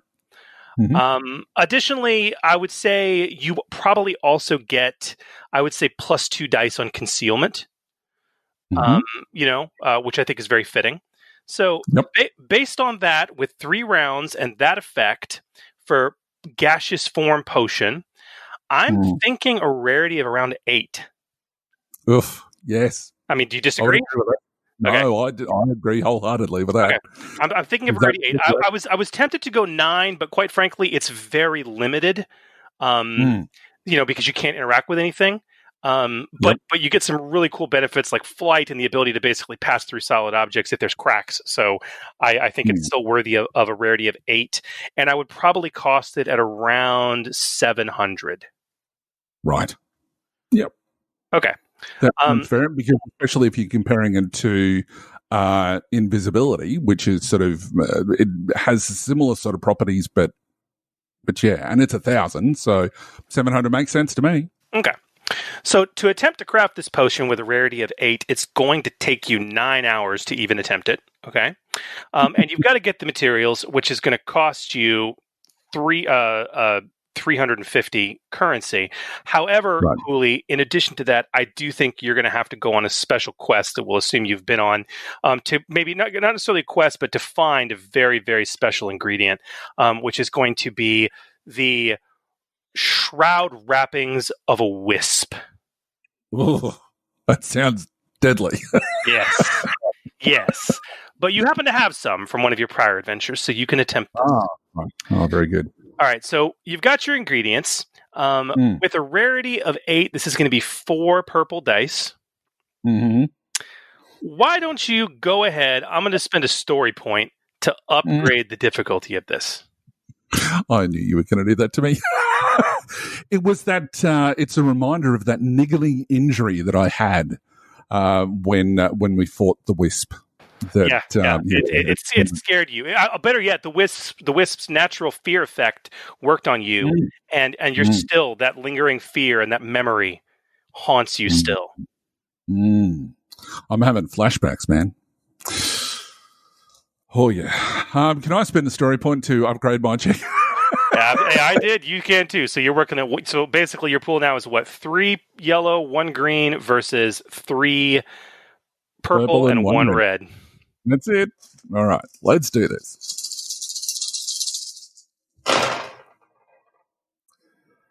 Yeah, well, no triumph, but that's not what I wanted to see. Okay. So I have succeeded with 1 success. Nice. And 2 threat and 1 despair. Anyway, you got a despair. Oh yeah. That's typical my role when I have to roll as a player. As a GM, that's I never fantastic. Anyway, so okay. A success, 2 threat, and 1 despair. So you succeeded in crafting the potion, and if you drink it, it will turn you into a gaseous form.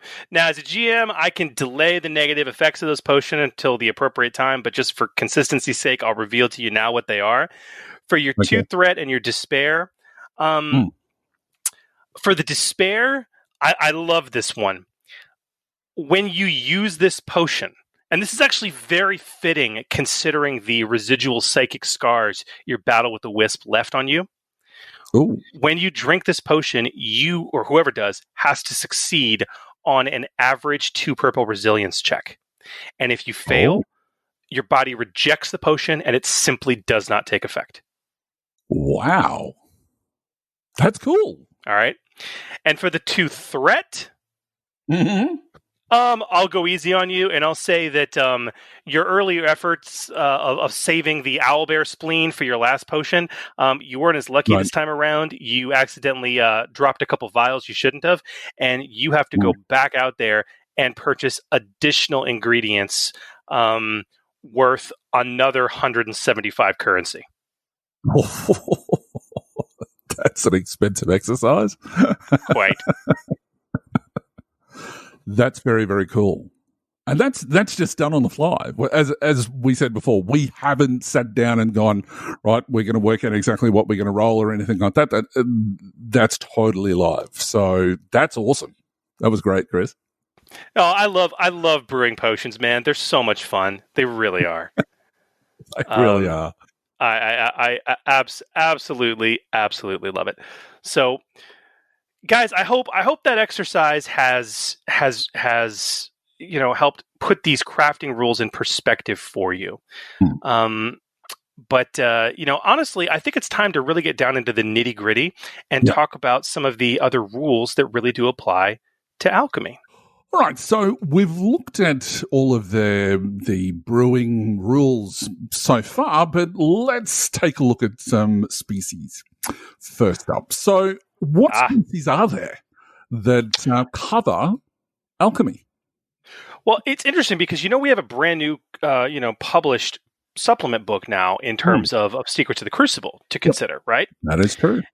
And I have to say, considering the kitchen sink that is Keyforge, I was shocked to discover that alchemy was not a setting skill.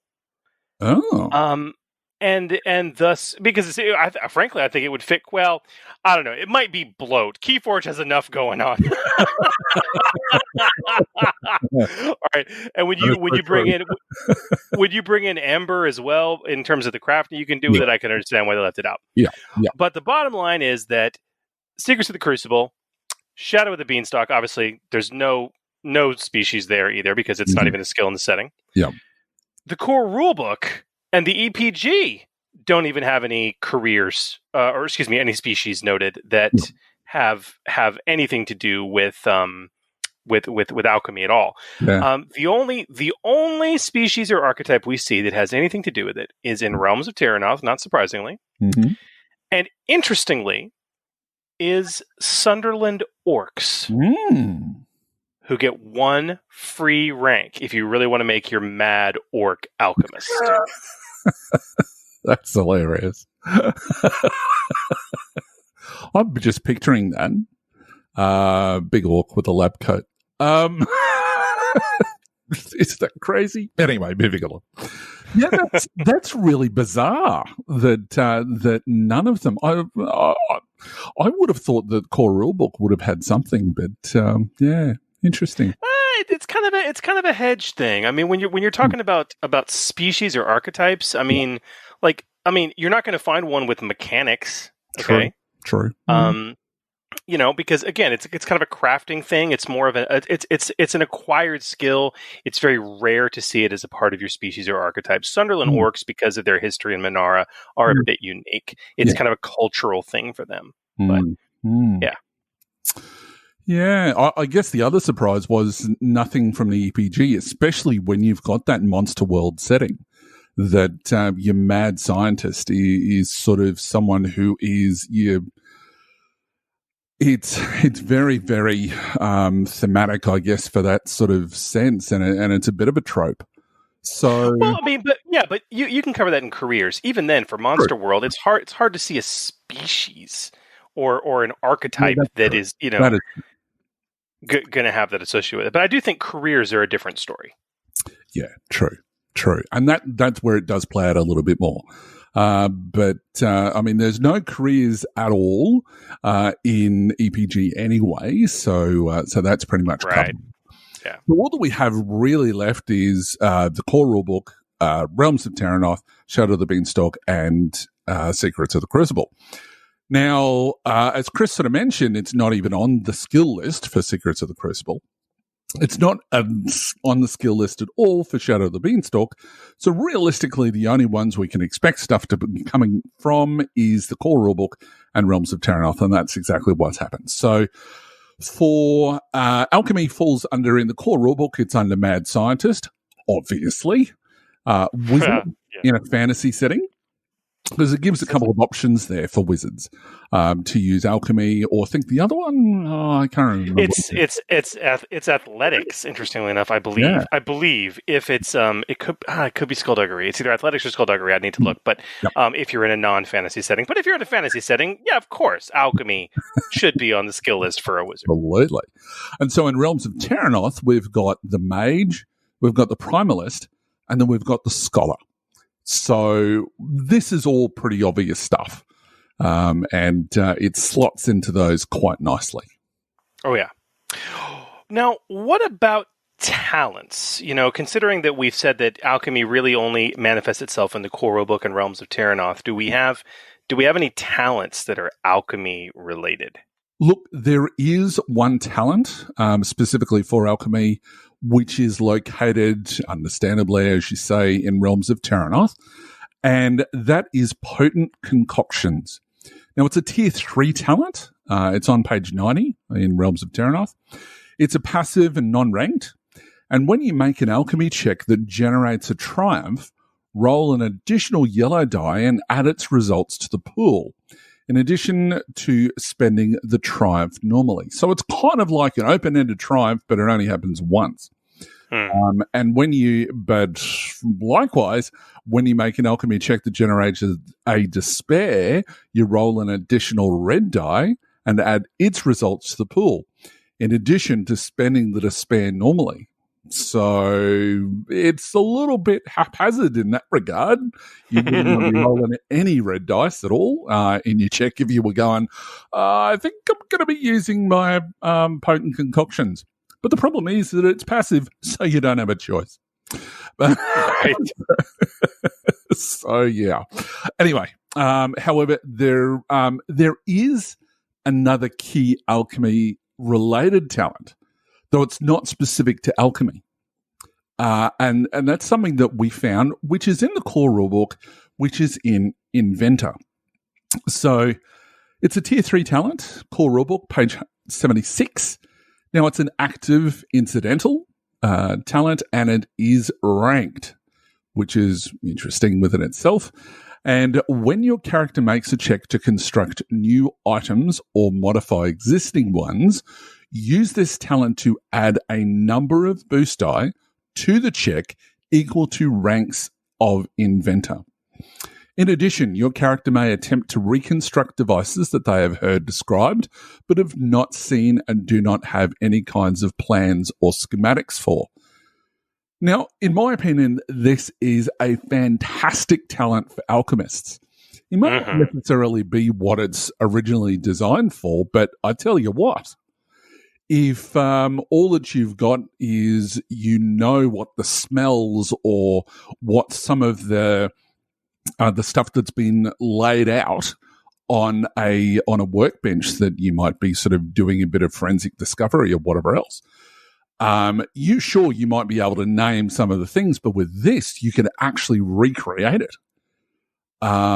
Because you've sort of, as it sort of says, is that, even if you want to attempt to reconstruct this particular potion that this evil wizard that you've been chasing might be using, or a poison or something like that they're using. So you can go ahead and recreate it. This talent makes me think of Skyrim, actually. Right. Yes. If you've ever played Skyrim and you get into crafting potions, just by messing around with the ingredients, in alchemy, you can learn some of their baser capabilities. Like, oh, I know that this berry can have a couple different effects, and so you sort of narratively through that game learn. Okay, well, if I mix this, and this, that might lead to poison or invisibility. And so I see the inventor talent as kind of the same thing. It's like it could just be that your craft well enough that you're like, okay, I understand what you want to do. I don't necessarily need to have a recipe or formula to make this, but I think I can muddle through it. And I really like that. But let's be frank, the boost die for each rank is just essential. And absolutely. Brewing a potion is constructing an item per this talent, so it really is a fantastic choice. Yep. I'm kind of lukewarm on potent concoctions because, man, that despair is just, I mean, woof. Although to be fair, it's not often unless you have a jerk GM like me.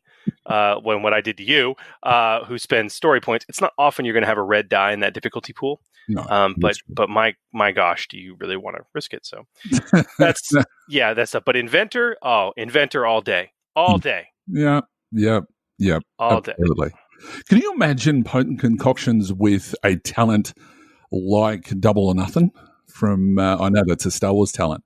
But where basically you double the results of whatever, like you double triumphs and you double despairs. you that's a really bad day. that's very, very, very tough, man. Now, while we're talking about talents, there is one other thing I did want to bring up. Yep. Okay. Mm-hmm. There are talents I've seen in various sources, especially on the Foundry. Mm-hmm. That are inspired by a lot of the things we've seen in Star Wars, where, and this is very common, when you have a career, or not a career, but a character, a character role that is the entrepreneur or the businessman, who talents that allow you to reduce the rarity when you're purchasing an object. Mm-hmm. Okay. Or locating an object. Yeah. All right. Those talents are fine and well and good. And golly gee, if you're going to buy a potion, they certainly could apply. But it's important to note as a GM that do not let player shenaniganry happen where you've got an alchemist who decides to take that talent and then say, oh, well, the rarity for this potion is one less for me, so that reduces my crafting difficulty. No. That could turn very, very bad. Very, very bad. So just a note, keep that in mind. Because definitely if you were to start sort of going down that path, you're starting to look at your, what would normally be a 5 difficulty. You can be looking at, 3 difficulty instead. And that's just when the game starts. Yeah. So that's a reason why that talent doesn't exist. Because if it did, there'd be all sorts of dramas. So yeah. So that's the talents that exist in the system. But what about gear, Chris? Well, it's worth noting, understandably, that all gear and equipment related to alchemy is located in Realms of Terranoth.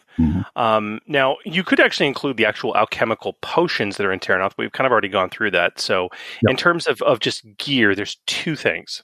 They're both on page 100 of Realms of Terranoth. There's the Alchemist Kit and the Alchemist Lab. Okay. Which we also touched upon in our potion making example. Yes, we did. So there's the Alchemist Kit, which is a basic kit. It's a tool kit for alchemists. It's easily portable. You can shove it in the backpack. It's got your mixture of tinctures and vials and a little Bunsen burner and things like that. And basically having this means that you've got the right tools for the job to make your alchemy checks. Okay, you need to have this to do the work. Okay. Although it says in the description that per GM discretion, you may need to locate unusual or specialized ingredients that are not in your kit, because your kit is designed to have basic ingredients in it. Yeah. Okay. Although the rules don't say this, a lot of GMs that I've seen use this say basically, look, if you've got this kit, you've got the ingredients to make any potion you want. It depends on the GM. Usually it's rarity 6 or 5 or lower. Okay. Yeah. I've seen some GMs say rarity 5 or lower. I've seen some say rarity 6 or lower because they want their players to be able to create a power potion in the field or a protective tonic. And so I don't think that's unreasonable. But the next step up, though, is the Alchemist Lab. Okay. And the Alchemist Lab, it says when making alchemy checks, you've got the benefits of the Alchemist Kit. So you've got the right tools for the job, but you also add a boost die to your alchemy checks when you're in your lab, because it's a lab, it's a full lab. You've got a much higher, amount of materials to work with. You've got a lot more ingredients at your disposal. And again, though it's not codified in the rules, I've seen most GMs say, look, if you want to go up to like a rarity 7, or maybe even in some cases 8, you can do it in your lab if you have a lab. It's just assumed to be there as part of the purchase price of your lab, basically. But the thing is, it's a lab, and the tools and the devices in it are extremely heavy and cumbersome. Thus, they require a room to contain them. Okay, so you can purchase a lab, but if you don't have somewhere to install it or put it or keep things, you're kind of SOL. And it is also worth noting, they actually call out in the description that a lab can be actually considered somewhat portable if a wagon and a draft animal are given over entirely to transporting it. Yeah. So if you wanted to have a dedicated wagon and a draft animal specifically for your alchemist lab, you could do it. And that could be a fun character concept. I don't know. But that's something really important to note. And I know that I was fishing for boost die. But something that, and there are a couple of other items that are very similar to this, is that the Alchemist Kit allows you to make it without some sort of penalty. And then the Alchemist Lab, that then gives you additional boost die and whatever else.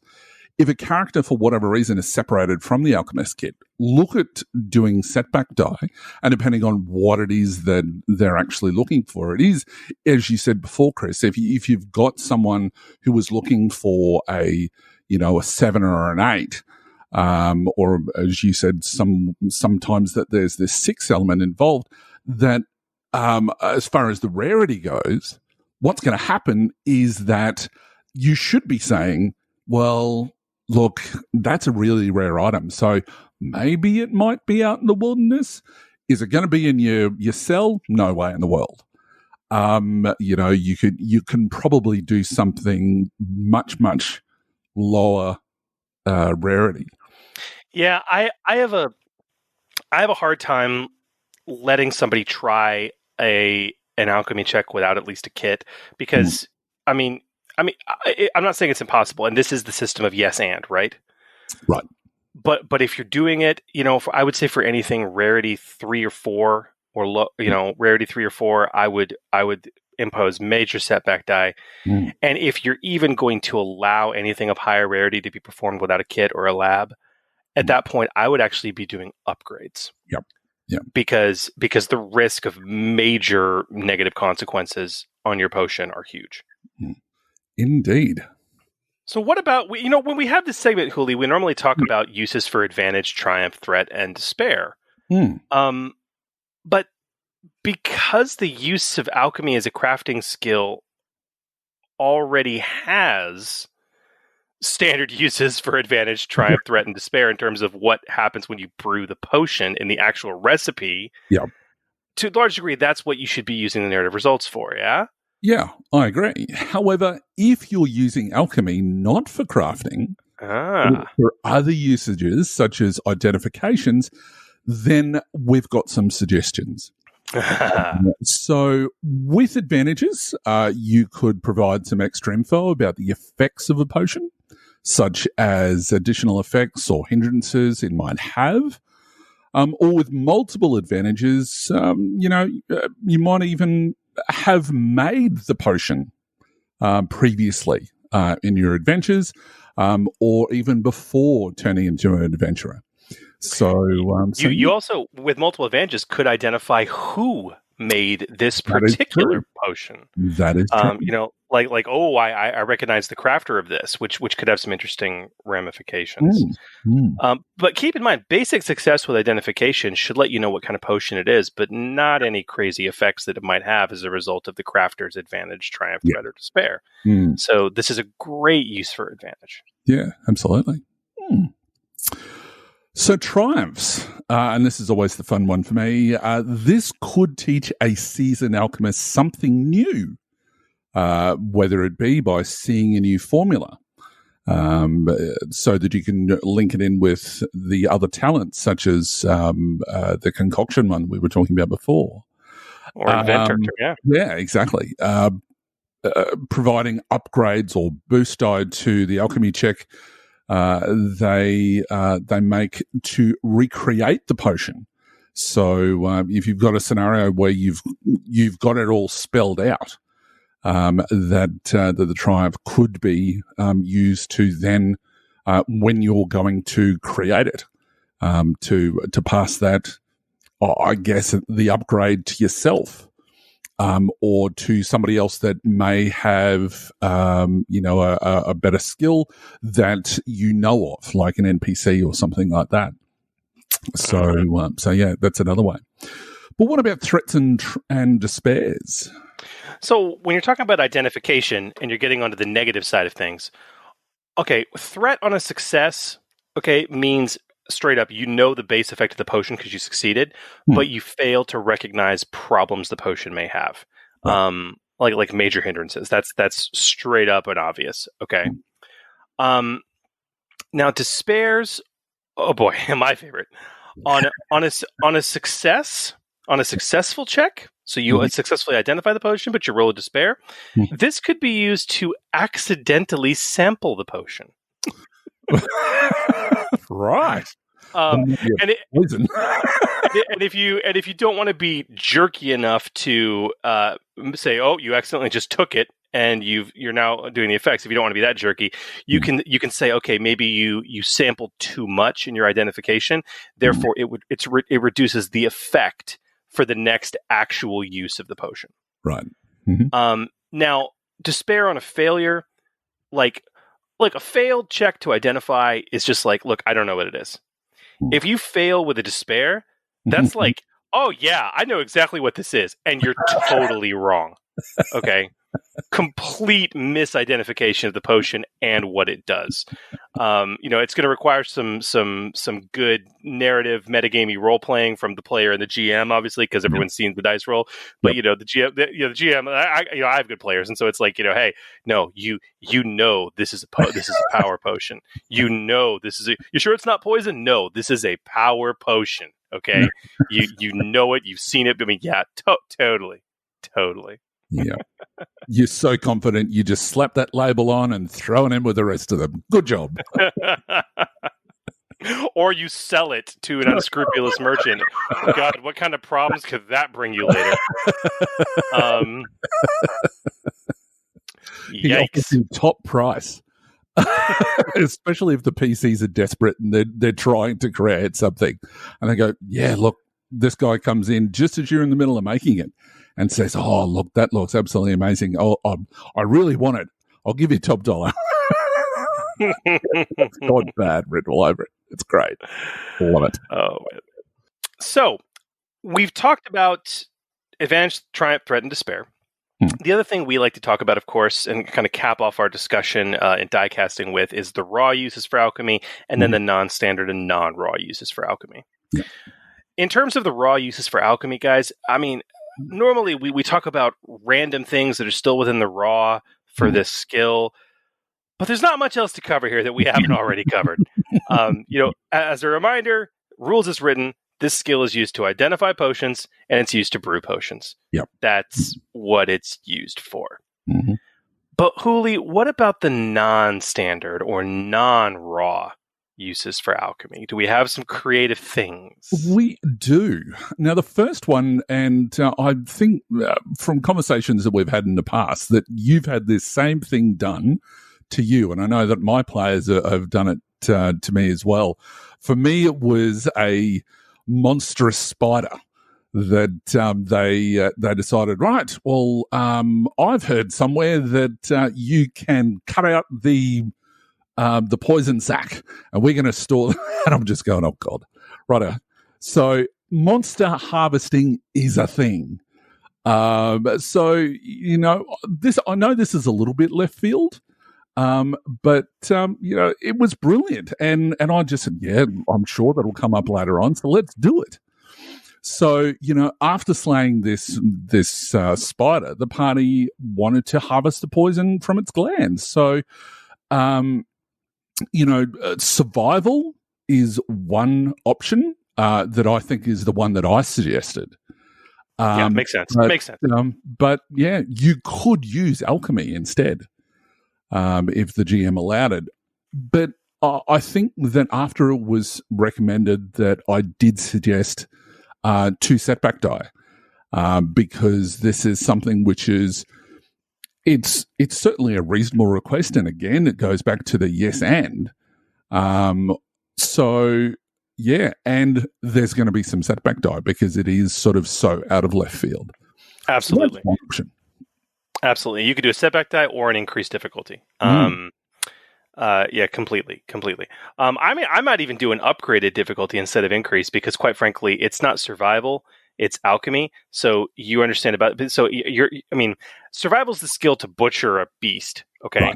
Mm-hmm. Alchemy is not so much. Not at all.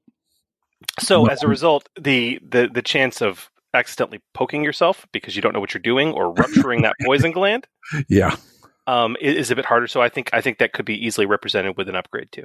So, but yeah, do setback, increased difficulty, upgrades, totally reasonable. But what else? So this is an interesting one. A commerce. This may not be something you want to allow without a specialized talent. Okay. But because I could see a talent we didn't create one, but I could see a talent being created that basically says, look, when you're wanting to buy and sell ingredients or potions, you could use alchemy in place of negotiation. Okay. If you're dealing with another alchemist, perhaps, or an academic, all right. I would put that qualifier on it. Yep.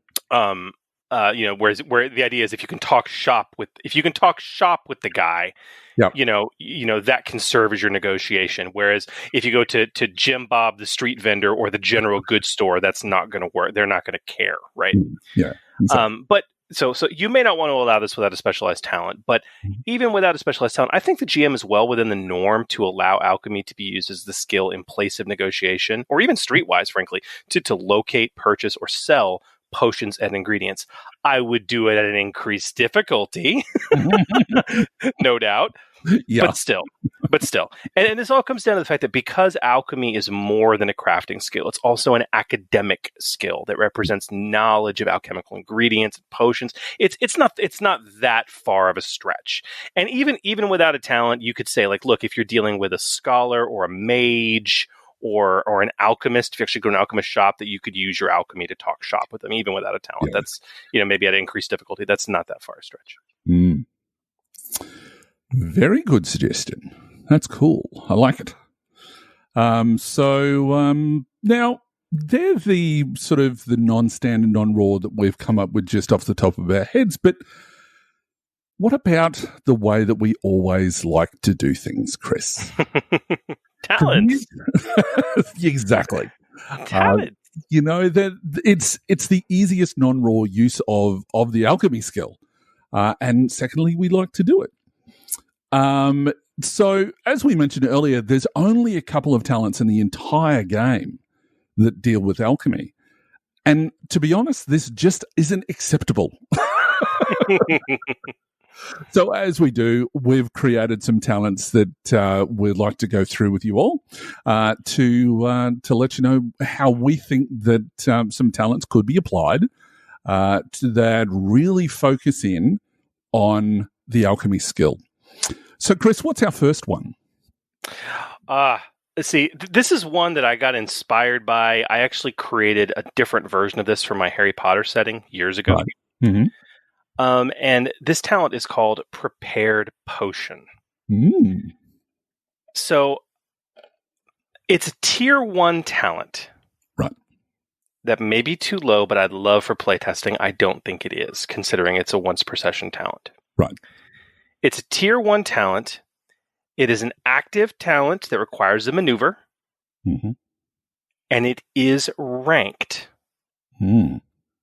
Once per session, your character may perform the Prepared Potion maneuver. You select any potion or other alchemical item with a rarity of 3 or less, and immediately make an alchemy check to craft the potion, following normal alchemy crafting rules. With success, the potion is immediately produced, and any determined advantage, triumph, threat, and despair results are applied normally. Each additional rank of the talent increases the rarity of the potion you may attempt to produce by 1. Okay. Narratively, though, your character must have had access to an alchemist kit or lab within the last 2 days, with appropriate downtime for crafting, as well as access to any ingredients the potion would have needed during that time. So the idea here, it's the tool belt talent. It's the idea of being able to, without having to spend a story point, retroactively go, oh no, I did brew that. Okay. Right. Yep. Oh wait, I prepared that. And it's one of those things. Alchemy is all about preparation. Okay. And a character that's an alchemist and really is devoted to that, they're going to have a bandolier filled with different vials and potions and stuff like that. All the things they've prepared. Right. But that's an expensive endeavor. Okay. It takes time. It takes preparation. It takes money. And ultimately, all those things are finite resources. And so sometimes you have a moment where it's like, I didn't think to produce this, or I didn't think this would come up, or I wasn't sure what to produce. And oh my gosh, we're in a situation and I want to, I really, really, really need a, restorative potion. I just happened to prepare that. Aha! Right? So once per session, still, even with the ranks, it's just once per session. But I really like this idea. I think it gives a little more teeth to the concept of an alchemist, and allowing you to play a more active alchemist character that isn't spending all of their session time down as in-game downtime brewing potions. Yep. That is true.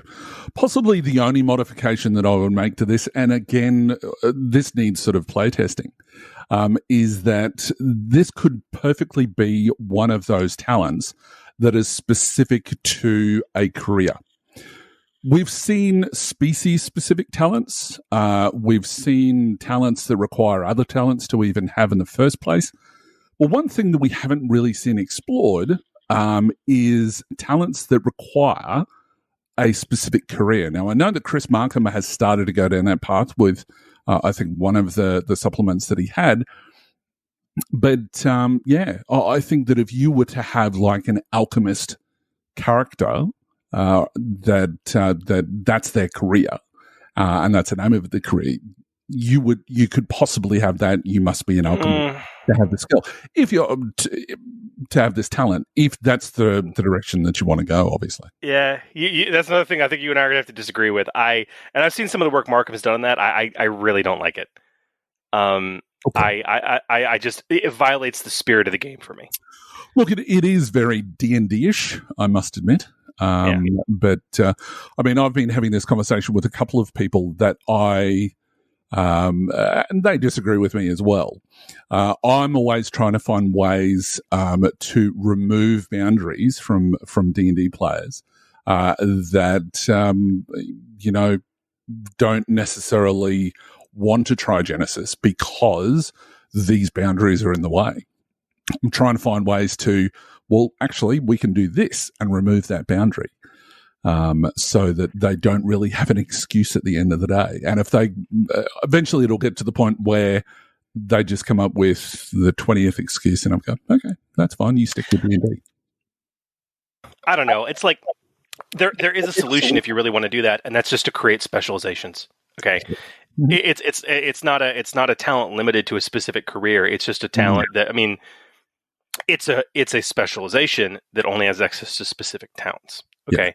Yeah. So I mean that's the solution to me if you want to go that route. But I mean if you really need to have a structured career like that or structured choices associated with some type of a role you play, in order to, I mean, because D&D has trained you that that's the only way it's supposed to be. I mean, if that's really what you need, then just use specializations. But sure.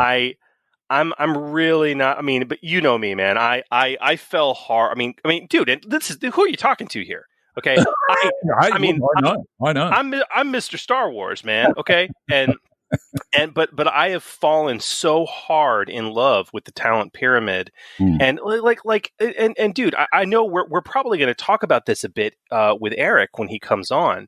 Yeah, but that decision to make role-based career decisions as opposed to these rigid class style choices are what I think Genesis' greatest strengths is. Yeah, I would agree. So I won't put my weight behind that, but either way. But anyway, what's our next talent? Because we have more. We do. So the next one is Potion Pitcher. This went through a few different iterations as far as its names go. We can't stay on a family-friendly program. But Potion Pitcher is what we went with. It's a bit of a tongue twister. It's a tier 2. Activation is passive and it's non-ranked. And it says, when hurling a potion or other alchemical item designed to be thrown at a target or area, your character may increase the range of the thrown potion or alchemical item up to medium range. So we really wanted to give some more versatility to, the oddball alchemical items which are out there. Yeah. I mean, yes, there is. I think I can't even remember where it is. And if there was a translation for it in Genesis, that thrown grenades was it Strong Arm or something like that? Or there was a Star Wars talent called Strong Arm that allows you to increase the range of a thrown weapon from short to medium. Yeah. But honestly, that was very common in Star Wars, but led to a lot of brokenness. It really did. Oh, yeah. Because of grenades. Mm. Okay. But no alchemical potion is going to have the potency of a grenade. No. Okay. No. So I like that. I like this talent because it lets you make that mad alchemist, that grenadier, right? Yes. That's hurling alchemist fire or acid flasks, into battle at medium range. I really, really like that idea. Absolutely. It's very, very cool. Now we've got one other, and what is that one? Potioneer. This is another tier 2. Mm-hmm. Is passive activation, but it is ranked. So this is a ranked talent that starts at tier 2. I'd be very interested to see some playtesting on this because it may need to bump its tier to 3, but we settled on 2. Yep. When making an alchemy check to craft a potion or other alchemical item, your character adds an automatic advantage to the results of the check for each rank of potioneer. This is the master potion maker talent. That's what it's designed to do, to be able to get those beneficial effects. And ultimately, remember with how many advantage was it based on table 2.17 in Realms of Terranoth? I believe it is 2 advantage. Okay. You can reduce the time to prepare the potion by half. Okay. Yep. And if you're gonna be a real potioneer, you need to have speed in potion making. You really, really do.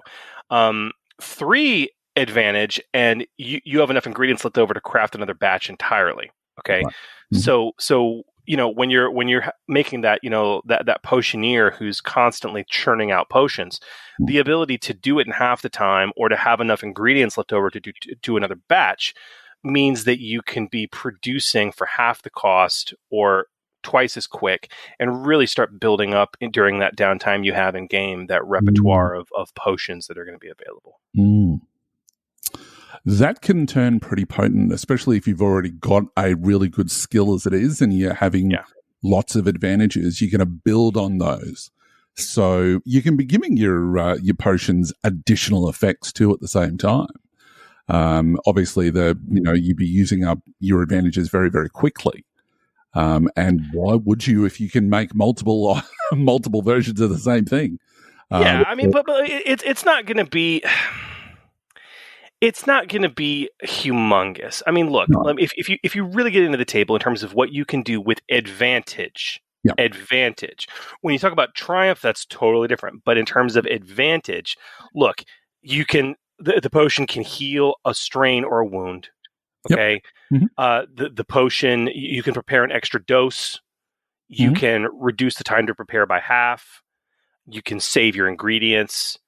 Or you can increase the duration of the potion's effect by 1 round, if applicable. That's it. That's really all you can do raw for advantage. Yeah.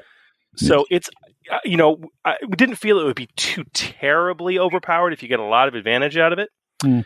But again, like with all the talents we create, this really needs to get play tested. If somebody came back to me and said, you know what, after play testing it, this should really be tier 3.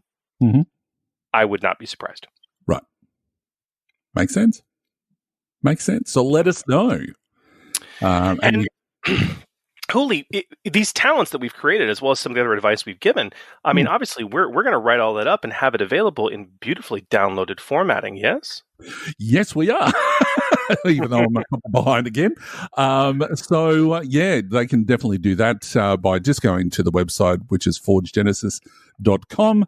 Under our resources section. So go and take a look at that. It's right at the top. It's listed in numerical order of our episodes. So go and take a look at that. And it's really cool. Awesome. Well, this has been a very fun discussion on alchemy, man.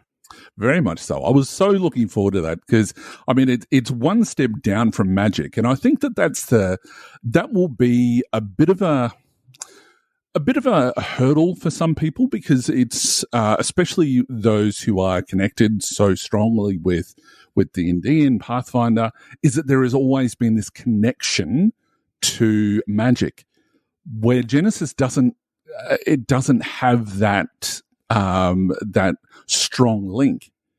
It's there specifically to say, well, alchemy can pretty much do anything, but potions can't necessarily do everything that magic does. As we said, they can do some of what magic can, just suckier.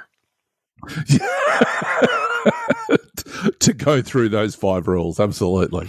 So take a look at that. Those 5 rules will be listed on that document as well.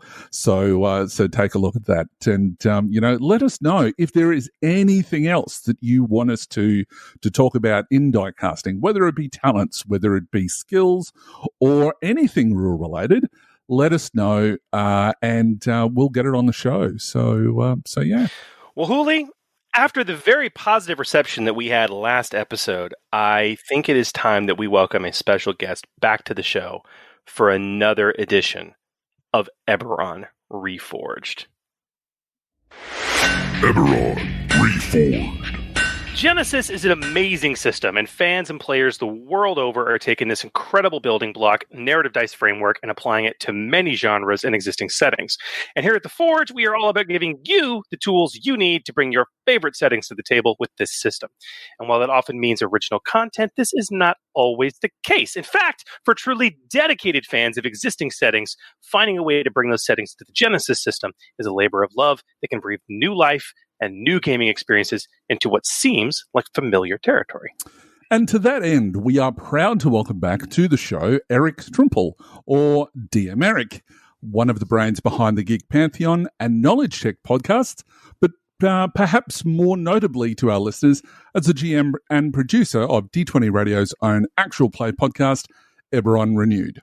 And after concluding their first 3-year Eberron campaign in 5th edition D&D, the Eberron Renewed crew decided, starting with episode 161, to launch an entirely new Eberron campaign, but using the Genesys RPG. Converting Eberron into Genesys compatible setting required a tremendous amount of planning and design from Eric and the rest of the cast. And in our Eberron Reforged segment, Eric joins us to deep dive into this conversion, taking a look at the choices made in terms of crafting species, careers, talents, skills, and much, much, much, much, much more. Eric, welcome back to the show, brother. Thanks for having me again, guys. I guess the first time went well enough. It did. It was great. Sorry I wasn't there for that one, and I almost missed this one too, bloody COVID. But anyway, that's a side note. Oh, man. So, dude, Eric, last episode, we got into the details behind skill selection for your Genesys Eberron conversion.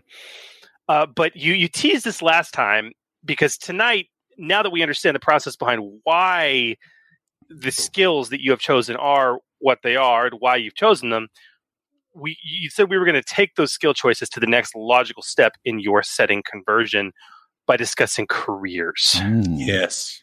I mean, this is the very next thing that most creators are going to do after you got your skills determined, right? You're going to divvy them up into role-based careers that, can guide character play and progression. Yeah. Yeah, I mean, once you have the list, now it's time to group everything up and figure out what kind of makes sense. And more importantly, as we talked with the skill stuff, where that's the very broad, like, here are the things you need for the campaign. Once you start crafting careers, it's very much, here's the type of heroes that this campaign requires, or this setting requires if you're building a whole setting. So, I mean, like, and to that end, careers are one of really the two primary touchstones for players to define their character. I mean, with species, archetype being the other, right?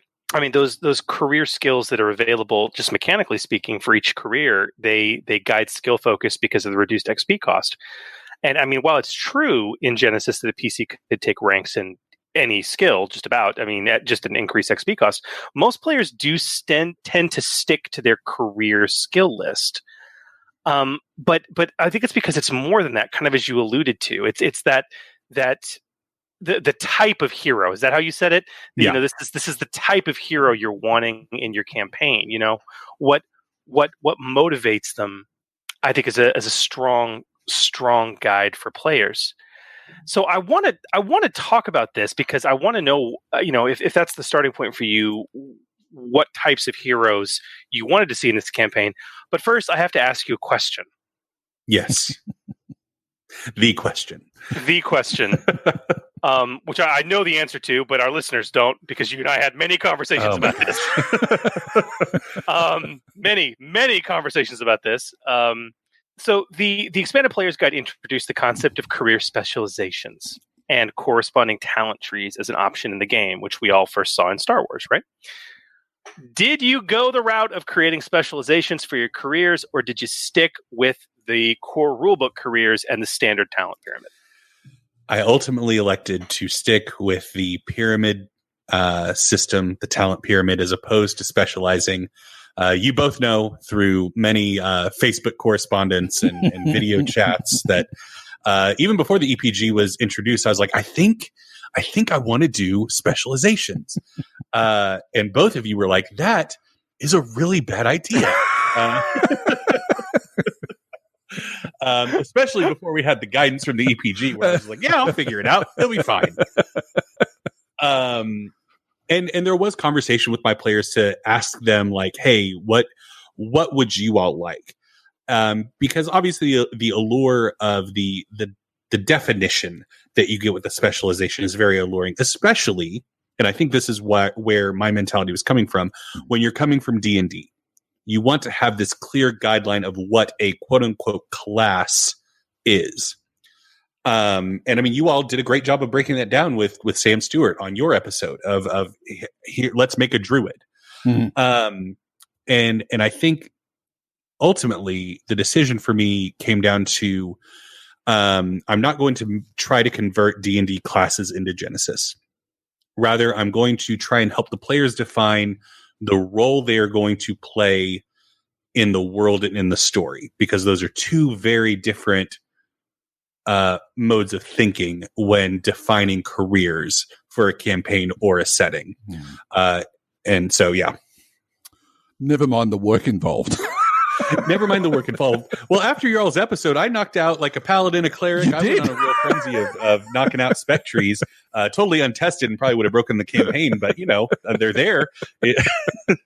And I think this is the biggest problem when it comes to using specializations is that, sure, if you've got all the time in the world, you can do that.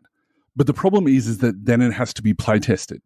Because with all of the Star Wars stuff that I've done with FFG in the past for the playtesting of, I think I've done about 7 books or something, that they all go through this massive change, and the direction of the trees can turn around because something isn't covered here. And so you have this, it does need a whole heap of playtesting. And because you were basically creating this from full cloth, and then have to go straight away into play that you were recording without any opportunity to do major testing. Yeah. I think you made the right choice. Well, and there was an intentional attempt to avoid, and obviously we don't know if we've accomplished this until we get further into the campaign, sure. But there was a moment in our first campaign with D&D 5e where I was very much allowing third-party or homebrew material into the campaign. And one of the players, Philip, with the character Barrick, some of the magic items that I'd given him early on synergized way too well with a third-party subclass that he took. And he was just dealing out dozens of points of damage at a very early level. And we had to walk back and say, okay, this is getting eliminated from the game. We need to rebuild your character for the past 4 levels. And I didn't want to do that. And with specializations, you set yourself up to have to do that. So, yeah. So, okay, well, I want to return to one thing you said, where you talked about you didn't want to make a career for every class, right? Yes. And this is the thing, because Eberron, in all its glory, I mean, it was created for 3rd edition D&D. It was recreated for 4th edition D&D. And now, just as you guys were actually wrapping up your 5th edition campaign, there's now an official supplement. It has been created for 5th edition D&D. Okay, and all of those iterations of the D&D version have a class-based system. Okay, that could be analogous to Genesys careers, but I mean, talk to me more about this. Talk to us more about this. I mean, how did those careers at least inform your decisions and plans at all? And I mean, if so, in what ways? Or did you just scrap it all? What was your process like for this? So the actual influence of D&D classes on my process we'll actually need to talk about in a future episode when we go over talents, because that's where I allowed D&D classes to manifest themselves in my campaign. My mentality with creating the careers was, what role are you playing in the world and in the story? So an example is Jeff's character. Jeff came to me and said, I want to be a Goliath monk. I was like, awesome. That sounds like a really fun character. What does your character do? And he's like, well, I'm a bodyguard. I go get protection money, like all this stuff. And so his career isn't monk. His career is enforcer, because the skills that he needs on a day-to-day basis are for what he does, not what he's going to become. And so there's like a flurry of blows talent and a key points talent. So he can go chase those, but who he is an enforcer. So this is an interesting way to look at it, because it's like when in Genesys, careers can typically be, if you look at other settings, can be grouped into a few very tropes or roles that are common to most RPG settings. I mean, and Hooli, you know what I'm talking about here. Look, you've basically got combative, which is sometimes with a focus on melee or range combat. You've got social, I guess, with you know, their various focuses. Technical, depending on you know what sort of a setting, and that can vary wildly from, you know, mechanics all the way, you know, down to someone who is crafting swords or whatever else. Or a doctor. Exactly. And then we've got, you know, the rogues and whatever else in a sneaky kind of sort of mode, I guess. And then you've got the magical kind. And you could almost break that up into, depending on how many magical forms that you have.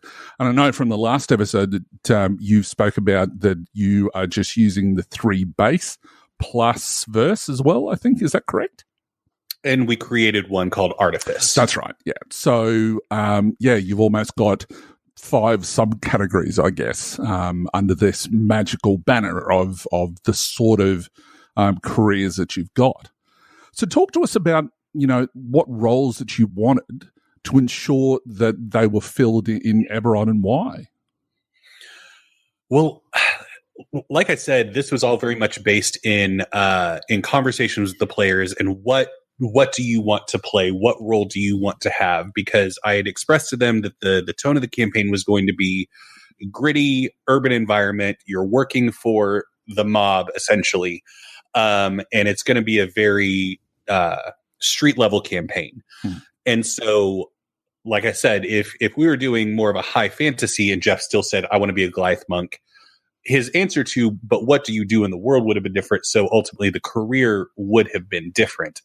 So it was very much crafting the careers around the player's answers, but also fitting the tone of the game. So like, so for example, Randy is a mage who does not belong to any kind of arcane school or anything like that. He, in D&D terms, is a sorcerer, but he's an arcane user who doesn't learn his magic. So that can manifest itself in a lot of ways, depending on the tone of your campaign, from hermit to sorcerer to sage. But for us, it was, the name of his career is hedge mage. Right. He's a mage who does not belong to a house. And so, that was kind of the mentality. Fantastic. That's fantastic. but dude, you know, and this just occurred to me, because what you're describing, what you've really created, at least from a career standpoint, is you didn't create Eberron careers. You created Sharn underworld careers. Yeah. When you get down to it. And I think that's brilliant, and something I think a lot of GMs should take note for, because you weren't trying to publish something. You're trying to create a fun game for your players. Right. And this is a huge differentiation between crafting something for table play versus publication. Yeah, you're able to be much more specific when you're trying to craft a specific story for your table, as opposed to creating something for mass consumption. Because obviously, like I've kicked the can around a bit of like taking all the stuff and publishing it, removing all of the copywritten stuff.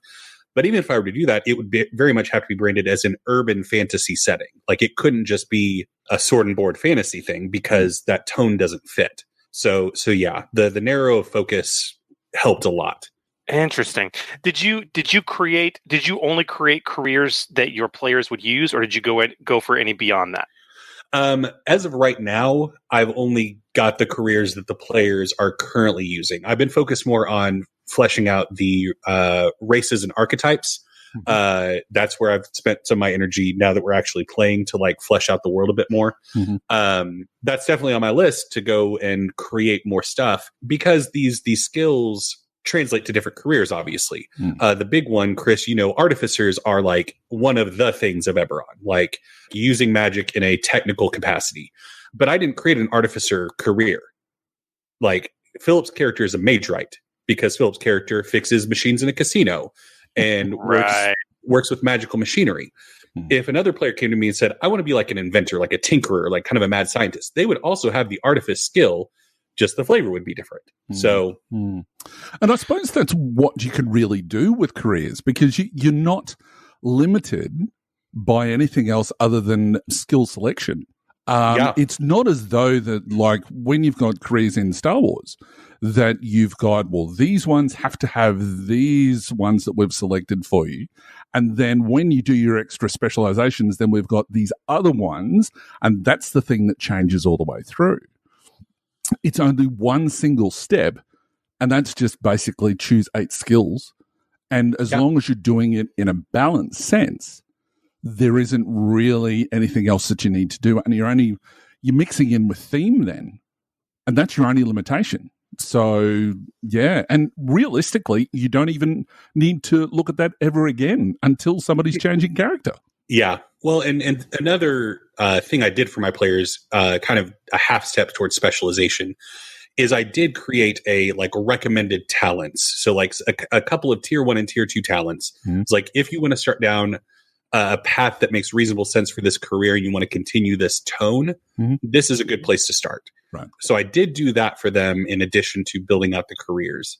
But I think a great example of this sense of like the role in the world and what do they do, and how for D&D players sometimes the wires can get crossed, is the scoundrel career in Realms of Terranoth, which is actually what Trevor took. Because upon first blush, you look at that career list and you see scoundrel, you think rogue, like D&D rogue.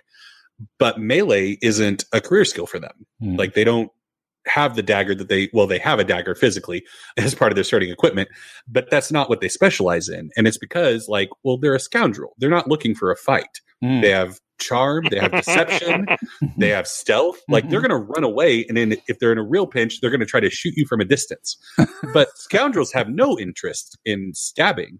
If you want that, make an assassin career and have that be the focus if you're worried about sneak attack and all that kind of stuff. Now, if you had come to Huli and I and said, look, I want to do specializations with talent trees, darn it, it's important to me, I want to do them, and you had done them, that's where you change the narrative. Because at that point, when you got specializations, it's like, okay, going back to the art, like that's where you create a career called artificer.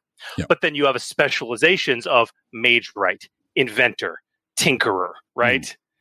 Where you get in there. You have a career called rogue, but then you've got specializations of scoundrel, assassin, right?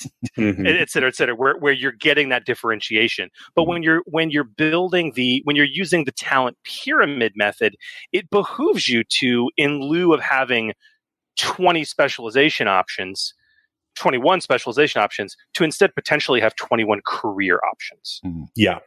So very interesting. So Eric, can you lay it out for us? I mean, I hate to put you on the spot, but I mean, what careers did you end up with for your players, and can you tell us what the skill lists were for each? Yeah, absolutely. So start with the one that I probably spoke the most about with Jeff's enforcer career. So the career skills for this particular career are athletics, brawl, coercion, discipline, knowledge underworld, melee heavy, streetwise, and vigilance. Woo. So trying to create that huge hulking, beefy person that like you don't want to mess with was very much the attempt there. With Eris, Philip's character, which initially was just trying to build an artificer, but took a step back and realized mage right is the way to go. Then going with alchemy, artifice, cool, ranged, knowledge adventuring, which is what I created as we talked about the artificer's knowledge skill that it pings off of, mechanics, piloting, and skullduggery. Once again, reflecting like kind of the rough and tumble nature and needing to be able to get out of scraps and be able to tinker with magical things. And then lastly, the hedge mage, which is Randy's character. Right. So the idea here being an arcane user that doesn't have any formal training and doesn't really have anybody to go to, somebody that would need to survive on their own in an urban environment. I went with alchemy, arcana, charm, knowledge lore, medicine, perception, resilience, and vigilance. And like I said, I created a list of talents that was like, hey, look at these. But that's what I did for them. Dude, some interesting choice with medicine. Yeah, my thought process there was, once again, surviving on your own, needing to be able to take care of yourself, and arcana can't heal. Alchemy takes time and resources, but medicine is just your basic, like, oh no, I'm in a bad spot. I've gone down this alley. Let me patch myself up real quick. Like somebody that's on their own, I feel like medicine makes sense for that to be a skill that they are intentional about learning. So Interesting. Were your players cool with the skill options, the skill lists available? I mean, obviously they can take anything, but obviously this is the career skills. Or did you have any grumblings or gripes? Only one. I can't remember. It was upon Philip's request that skullduggery gets added to Mage Right. I can't remember what was in there before at this point. Many moons have gone by. But yeah, skullduggery. And once he made his case, it made total sense that, yeah, artificers like use tinkerers tools. They use thieves tools. So yeah. Pick and locks. Yeah. So yeah. And then obviously I didn't make any changes to Scoundrel, in, Realms of Terranoth. I just pulled that whole cloth out of the book, cause Trevor was happy with it, which made me happy. Everybody was happy. So, Eric, did you consider doing something that some of the people on the Foundry have started to do, which in their specializations, that they've given them like a special ability on top of just their career skills? I know that can sometimes limit things from being able to do a little bit more freely, like the way that you're doing the skill selection. So based more on what the players want to do rather than having here's a list of all the skills you choose. So instead giving them one special ability to really sort of bring out the career a little bit more. Did you consider that at all? I didn't consider it. But what ended up happening is heroic abilities filled that role. Like they all took a heroic ability that just further amplified their career. So Jeff took, I believe it's Unleash, where he can just decimate a group of minions at the drop of a hat. Philip took a signature weapon with a unique artificery type weapon. So they all picked something that further reinforced their role in the world, which was good. But I didn't give them anything additionally. So nice. Very good. Well, dude, heroic abilities are intense on their own. Oh, yeah. But, so that's wonderful, man. That's great. I think my favorite, just a quick aside, is All the Facts is what Randy took, which his character was not a magic user before somebody set fire to his bar and his wife died in the fire. And ever since that point, he has A, been able to use magic, and B, heard her voice in his head, and she was the smart one in the relationship. So the reason he has a 4 intelligence is because his wife is speaking to him constantly. So, and that's how his All the Facts manifests. He starts mumbling like, "Oh, what's that? What's that?" And she explains the situation to him. Wow. That's awesome. One of the things that I found out in my campaign that I'm doing with Legacy Fire that I've converted over is that one of my players has that heroic ability, because we're doing it in Terranoth, is that they make sure that they're saving up their story points until the end of the session, or make sure that they've got 2, and they've gone, "Are there any questions we have?" That's awesome. So yes, get used to that. Oh, I love it. I absolutely love it. Well, Eric, this has been a very enlightening conversation, and it's been fascinating to peel back the layers and see your thought process. Any final thoughts for any other GMs out there doing their own conversions in terms of career selection? As based on the process that you've gone through for this urban campaign for Eberron. Yeah, I mean, once again, if you're just setting up for your campaign, the best thing to do is ask your players who they are in the world and how they relate to the world around them, because that's a much more helpful and interesting way to approach building careers, as opposed to they want to be a druid. So what career skills do I need to plug together to make a druid, or just go pull the primalist out of Terranoth? But that only gets you so far, because they're not going to feel like a druid until they start taking talents to actually get those abilities. Yeah. And that, I think, was the shifting point for me, was realizing I'm having to build like 4 talents to make Jeff a monk. Why would I worry about making him a monk in his career? So yeah, just take it much more from the idea of what role are the heroes going to be playing in their world, not what class are they going to be in 150 XP later. Very well put. Very well put. Yeah, absolutely. So, Eric, I can't wait for you to return for us. We talked about this very briefly, and you mentioned getting into talents, but as we said earlier, there's really 2 touchstones for players. One is your career, and the other is, of course, your species or archetype. Mm-hmm. So maybe when you return to us, we could start breaking down some of the Eberron-specific species that you've created. I would love to. That'd be awesome. That would be awesome indeed. All right. Well, Eric, thank you very much for coming on to the show again. And it's my first time managing to talk to you on the show, because I missed the last one. So it was great.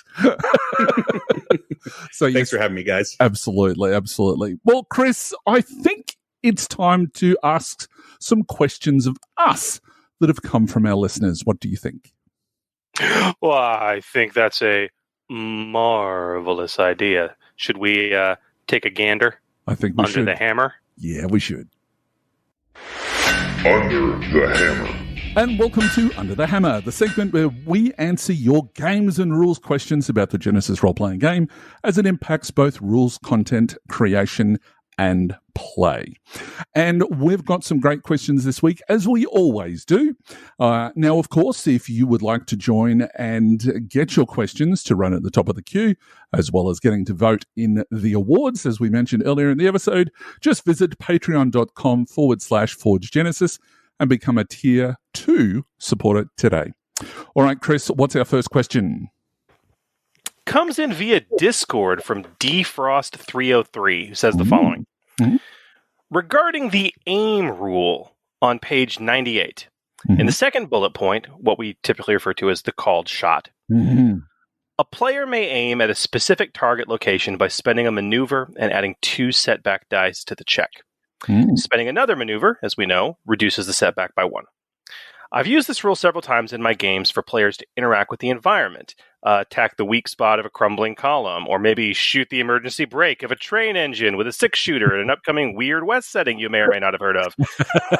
Shout out to Eberron Renewed and Dusters and Dragons. When it comes to combat, the rule suggests disarming opponents or targeting limbs to hobble them. However, no actual mechanics are given for the suggested hobbling of a target by aiming at the limbs, and headshots are, very likely intentionally, missing.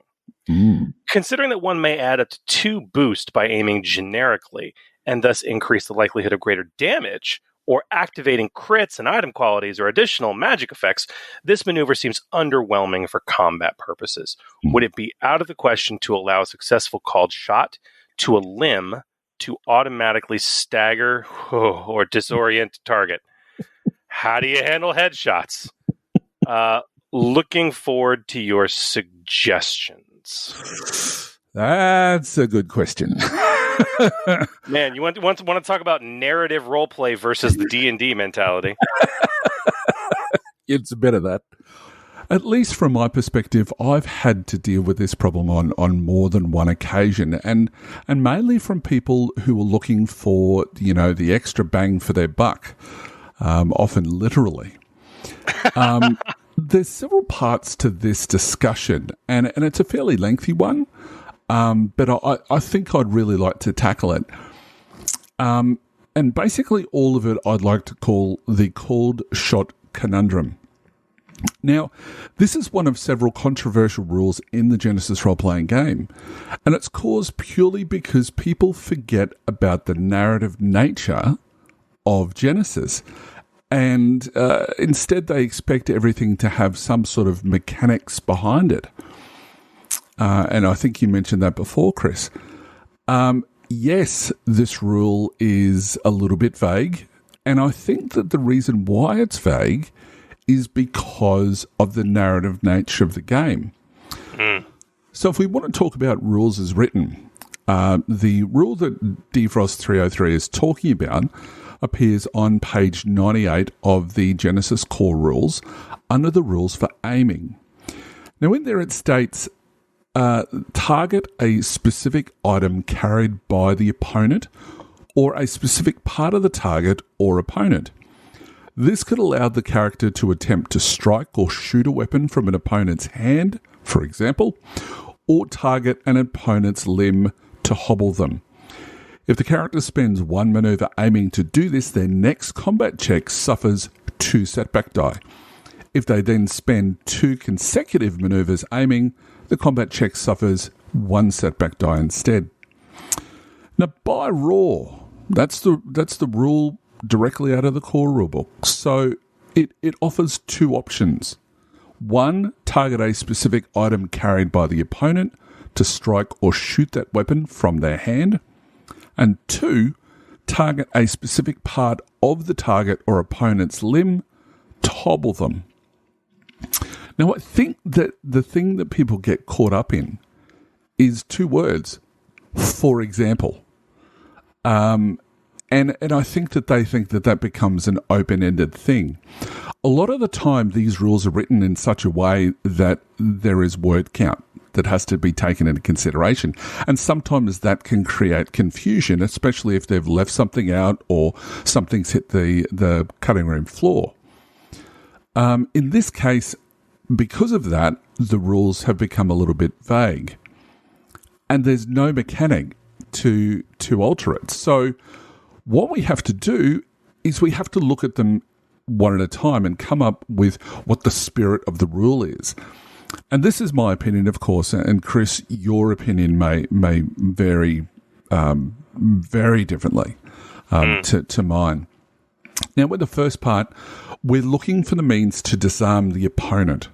Now, those rules already exist, and they provide the means to do that with the use of 3 advantages from table 1.6-2, which is spending advantage and triumph in combat, and that's on page 104.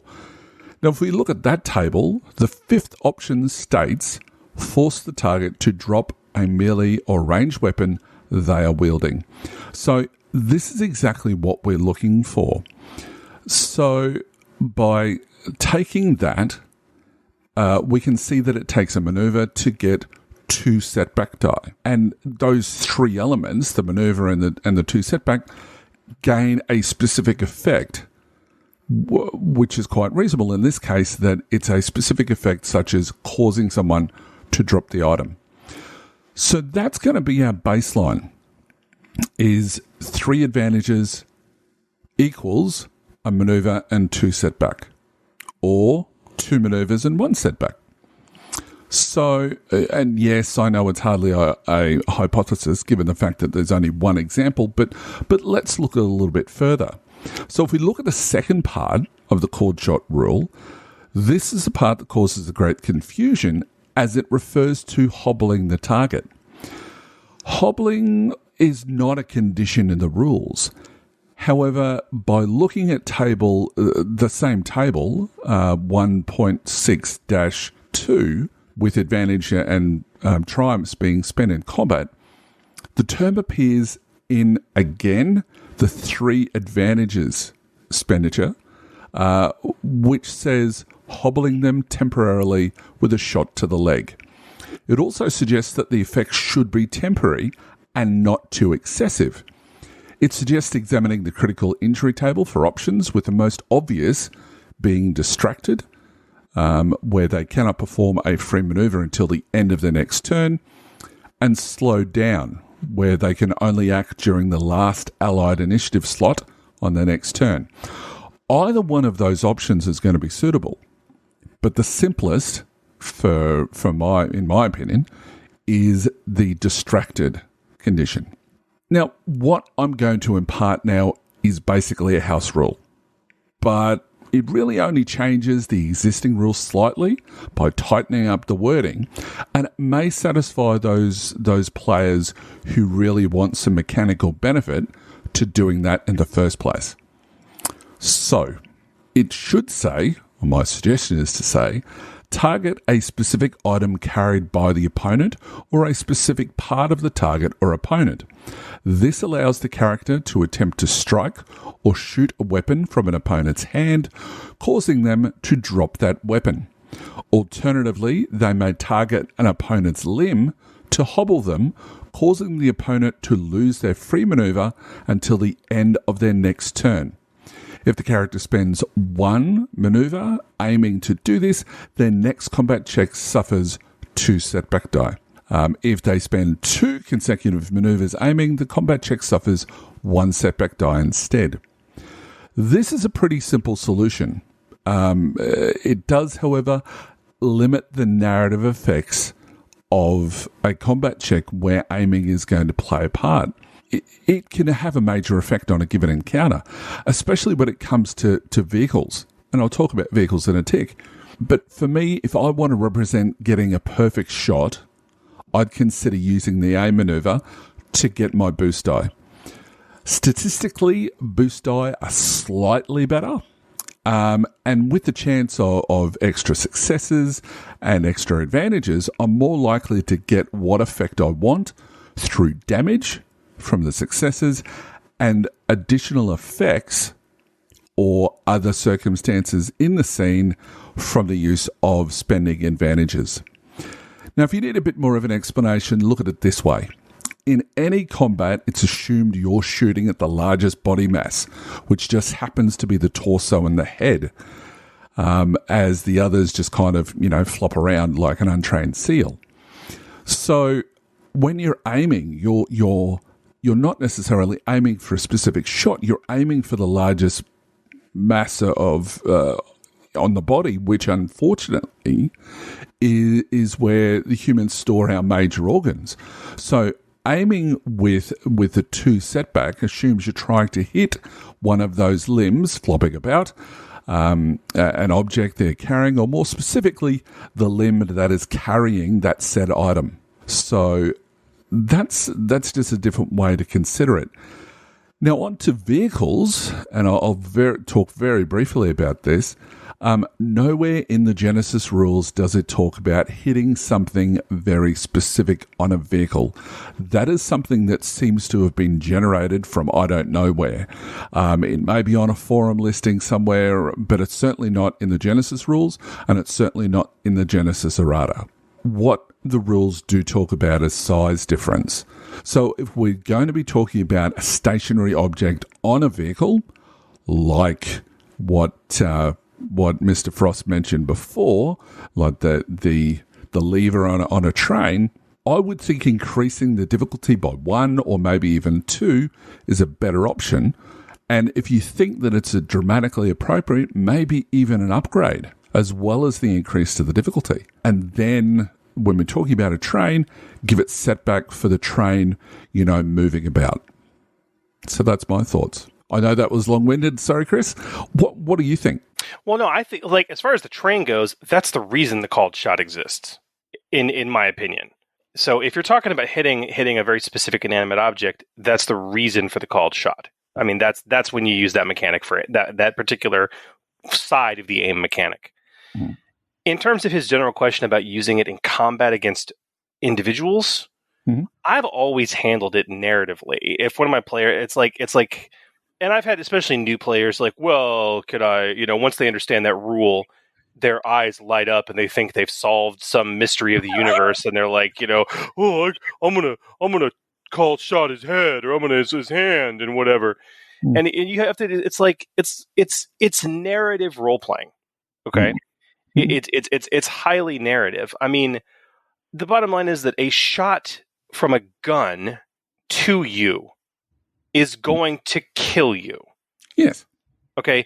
Your wound threshold, if if you get hit 3 times before you exceed your threshold, that doesn't mean you've taken 3 bullets. It means that you've, worn down your defenses or your exhaustion level, or you've been grazed or something like that. Okay. So you just kind of have to get that through to your players, and if they want to call shot particular body parts, there should be a reason for it. If you want to try and I've had players say, I want to try and shoot the gun out of his hand. I'm like, it's like, wow, okay, well we'll try that with an incredibly increased difficulty, or you can try a called shot maneuver, and we'll see if it gets pulled off. Maybe a combination of both. If you're okay with it and your player's okay with it, I might allow you to do a called shot on a limb. But the only real, but the thing is, I would let you deal damage like normally at that point. You would deal your normal damage to the target. But if you targeted like an arm or a leg, I would allow you to, success might mean that you add some setback or upgrade the difficulty of the next check that character makes that uses that appendage. Okay. But I mean, that's probably about as far as I would take it. The biggest problem that I've got is that there is already rules for disarming. You've got 3 advantages and you can disarm someone. Yep, absolutely. So what is the point of having the called shot?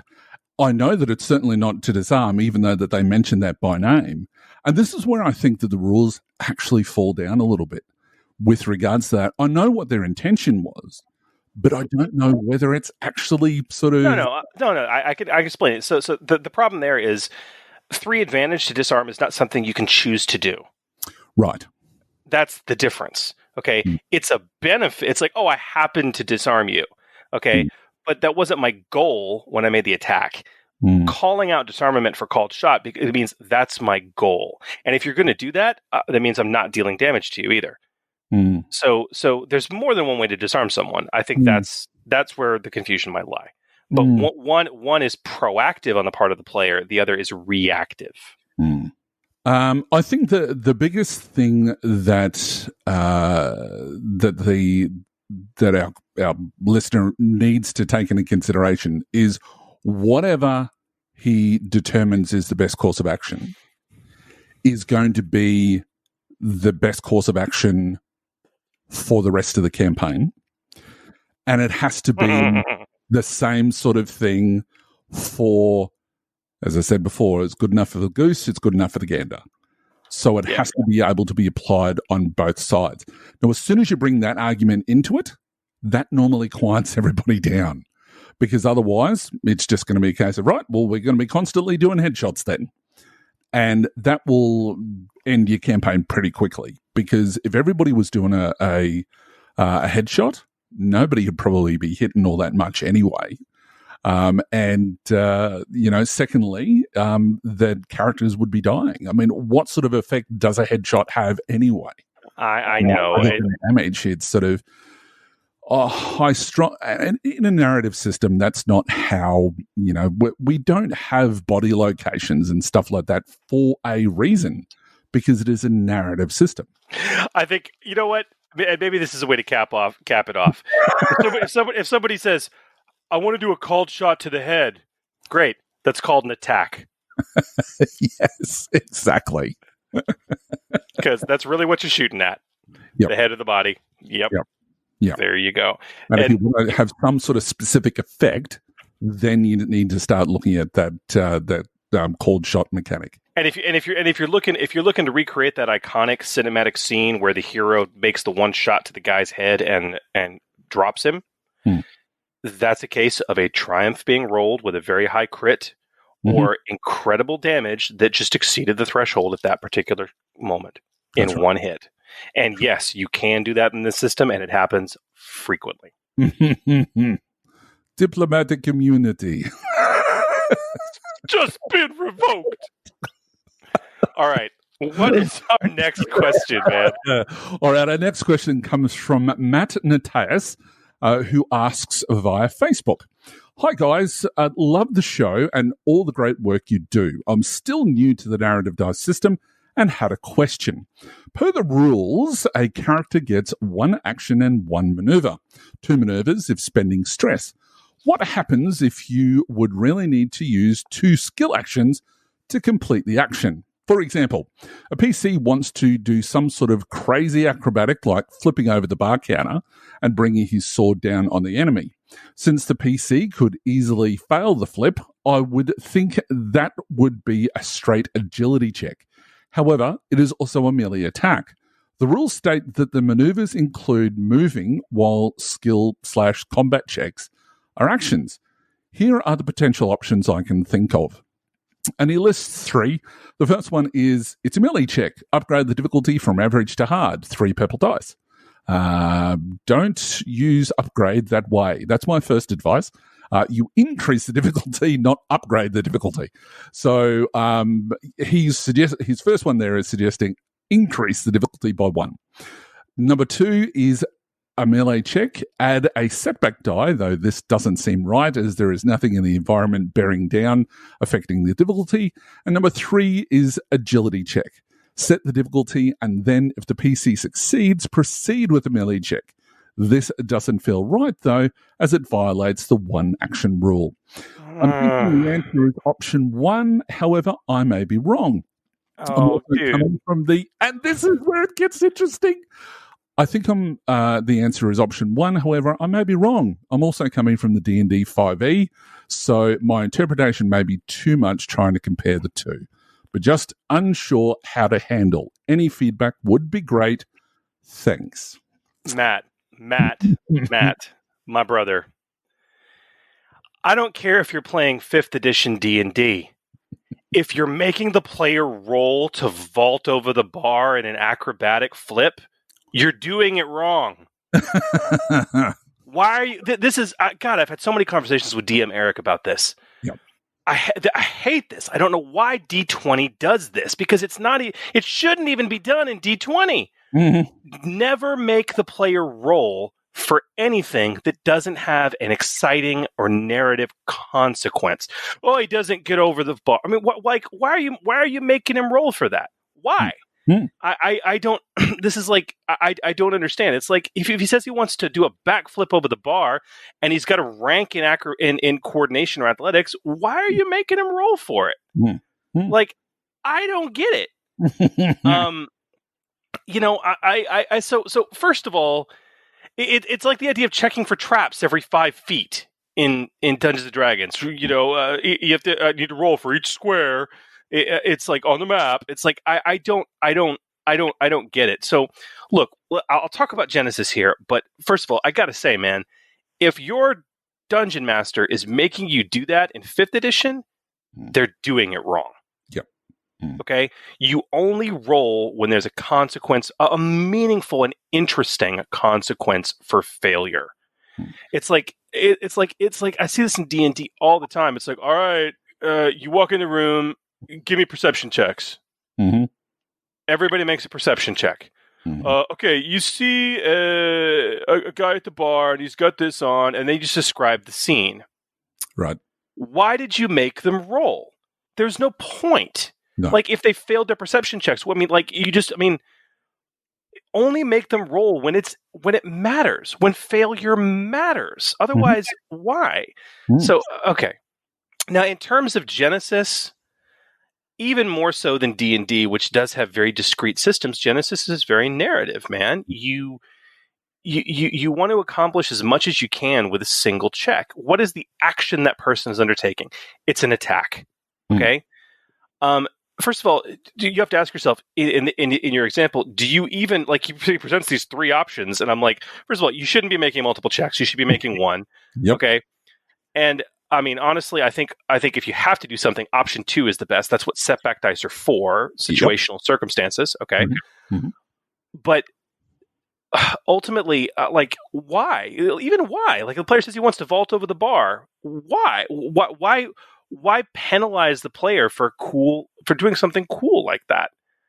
And if you really want to represent it in the game, yeah, man, throw some setback die on the actual attack. You know, you flipped over the bar and, you know, slipped on a puddle of beer and your hand fell out from under you and you couldn't get the attack off properly. Okay. Your decision to do fancy footwork and vaulting ultimately hindered your ability to attack. And that's what the setback dice represent. But yeah, man, that's what setback dice are there for. And also, there. I mean, that's my long-winded answer. That's pretty much what I said. And I've actually had this happen in a game that I was running. And I actually think if people want to go back and listen, which they can do on YouTube, that I did that with an action that GM Caitlin took with her orc when she was playing it, when I was doing the dice pool, that she said, I want to run across the road and I want to attack this creature. And the way that she sort of described, she was sort of like jumping over the cart and whatever else. And I said, okay, just add a setback die, because she had to jump over the cart. And just in case that something came up on the dice, which indicated that, like, a threat mainly, that maybe that was sort of, she slipped a little bit, and that's the reason why that she didn't get as good a swing in as she wanted to. It's for narrative purposes, so that you can use the dice to tell the story. So that is the best way. There is no other way to do it, in my opinion. So I agree. Yeah, but that's the beauty about the narrative dice system. If you Matt says an example, you know, it's possible the PC could fail to flip. Maybe it's an inexperienced PC or something like that. And back to his flip example. Let's say you succeed with a bunch of threat. Okay. Well, you got the attack off, but you failed the flip. Okay. So you came across looking like a total jabroni. You flopped yourself over the bar. You still managed to get the slash off, but you landed prone. Right. Okay, because you failed the flip. And that's, you know, try and roll things in to make as you know, not overboard, but you know, fewer discrete rolls, more meaningful rolls. If you've got a player that wants to do multiple things like that in a round, especially, one roll is all you're allowed per round, but use those setback dice. That's what they're there for, to modify that difficulty to represent the crazy things they want to do. If you feel you even need to do that, I don't know what the harm is about just letting the guy vault over the bar. But you know, again, he's probably talking about a very specific scene. I'm not totally privy to what the scenario was, but still, yeah. And yeah, always try to limit things to 1 check per round. And that also even applies to talents. And I know that we've used a talent which doesn't necessarily do that. But for the most part, 1 check per turn. Otherwise, I mean, players, by the end of 3 hours, I don't care what anybody says, by the end of 3 hours or 4 hours of play in this system, I'm frigging exhausted because of the amount of you've got to come up with another way to spend those advantages and threats. If you're adding more dice rolls into the equation, you're just going to burn yourself out after about an hour. That's not the way to play this game. So, Yeah. Anyway. Yeah. Good questions, though. Very good question. Mm-hmm. Yeah. But Hooli, that does, I do believe, bring us to the end of yet another episode. Indeed it does. But we'll be back with a new episode in short order in which we'll return to vehicular badassery with a look at the final of the 3 C's, Chasers. And that is, of course, if we don't get a deep dive of Secrets of the Crucible scheduled first. Can't wait to finally get to that. Now, as you mentioned, a deep dive into Secrets of the Crucible, and we work to get our guests wrangled. We want your questions about the book. So if you guys have any questions or topics related to Secrets of the Crucible, or any other questions, frankly, about Genesis or gaming in general, we want you to contact us. And how can they do that, Hooli? They can do that by emailing us at forgegenesis@d20radio.com or post it up via one of the many social media platforms, including Facebook, Twitter, YouTube, and Reddit by searching at Forge Genesis. We've also been having some great conversations on the D20 Radio Discord channel and, of course, truly dedicated conversations with our Patreons on our very own Patreon Discord server. And we would love to hear from you all. Don't forget you can also join the even larger discussion in the D20 Radio Facebook group, where we nerds congregate to cross-pollinate. And don't forget to give us a like or follow us as well on any of our social media sites. You can also drop us a review on those sites or on your favorite podcatcher, including iTunes, even Spotify. And you can also, as mentioned before, visit us on our website at forgegenesis.com. Well, that's a wrap for us, Chris. Thank you all for listening, and we hope you will join us next time as we continue to explore the Genesis role-playing game. I'm GM Hooli. May your triumphs be many and your despairs be few. And I'm GM Chris, wishing you peace, love, and good game. Thanks again for listening and for joining us here on The Forge. And remember, The Forge Podcast, helping you hone your gaming edge. The Forge, a Genesis podcast, is a proud member of the D20 Radio Network. For more information about the network, visit www.d20radio.com. The Forge is a fan-generated podcast. All the information provided on the podcast, social media, and related website is not affiliated with Fantasy Flight Games or any of their licensors. The content of this podcast remains the property of The Forge, a Genesis RPG podcast, and is intended for educational and informational purposes only. The Genesis role-playing game, Genesis logo, Genesis Foundry, content, and all material remain the property of Fantasy Flight Games. All products available on the Genesis Foundry website remain the property of their respective companies and individuals. For more information about The Forge, a Genesis RPG podcast, visit www.forgegenesis.com.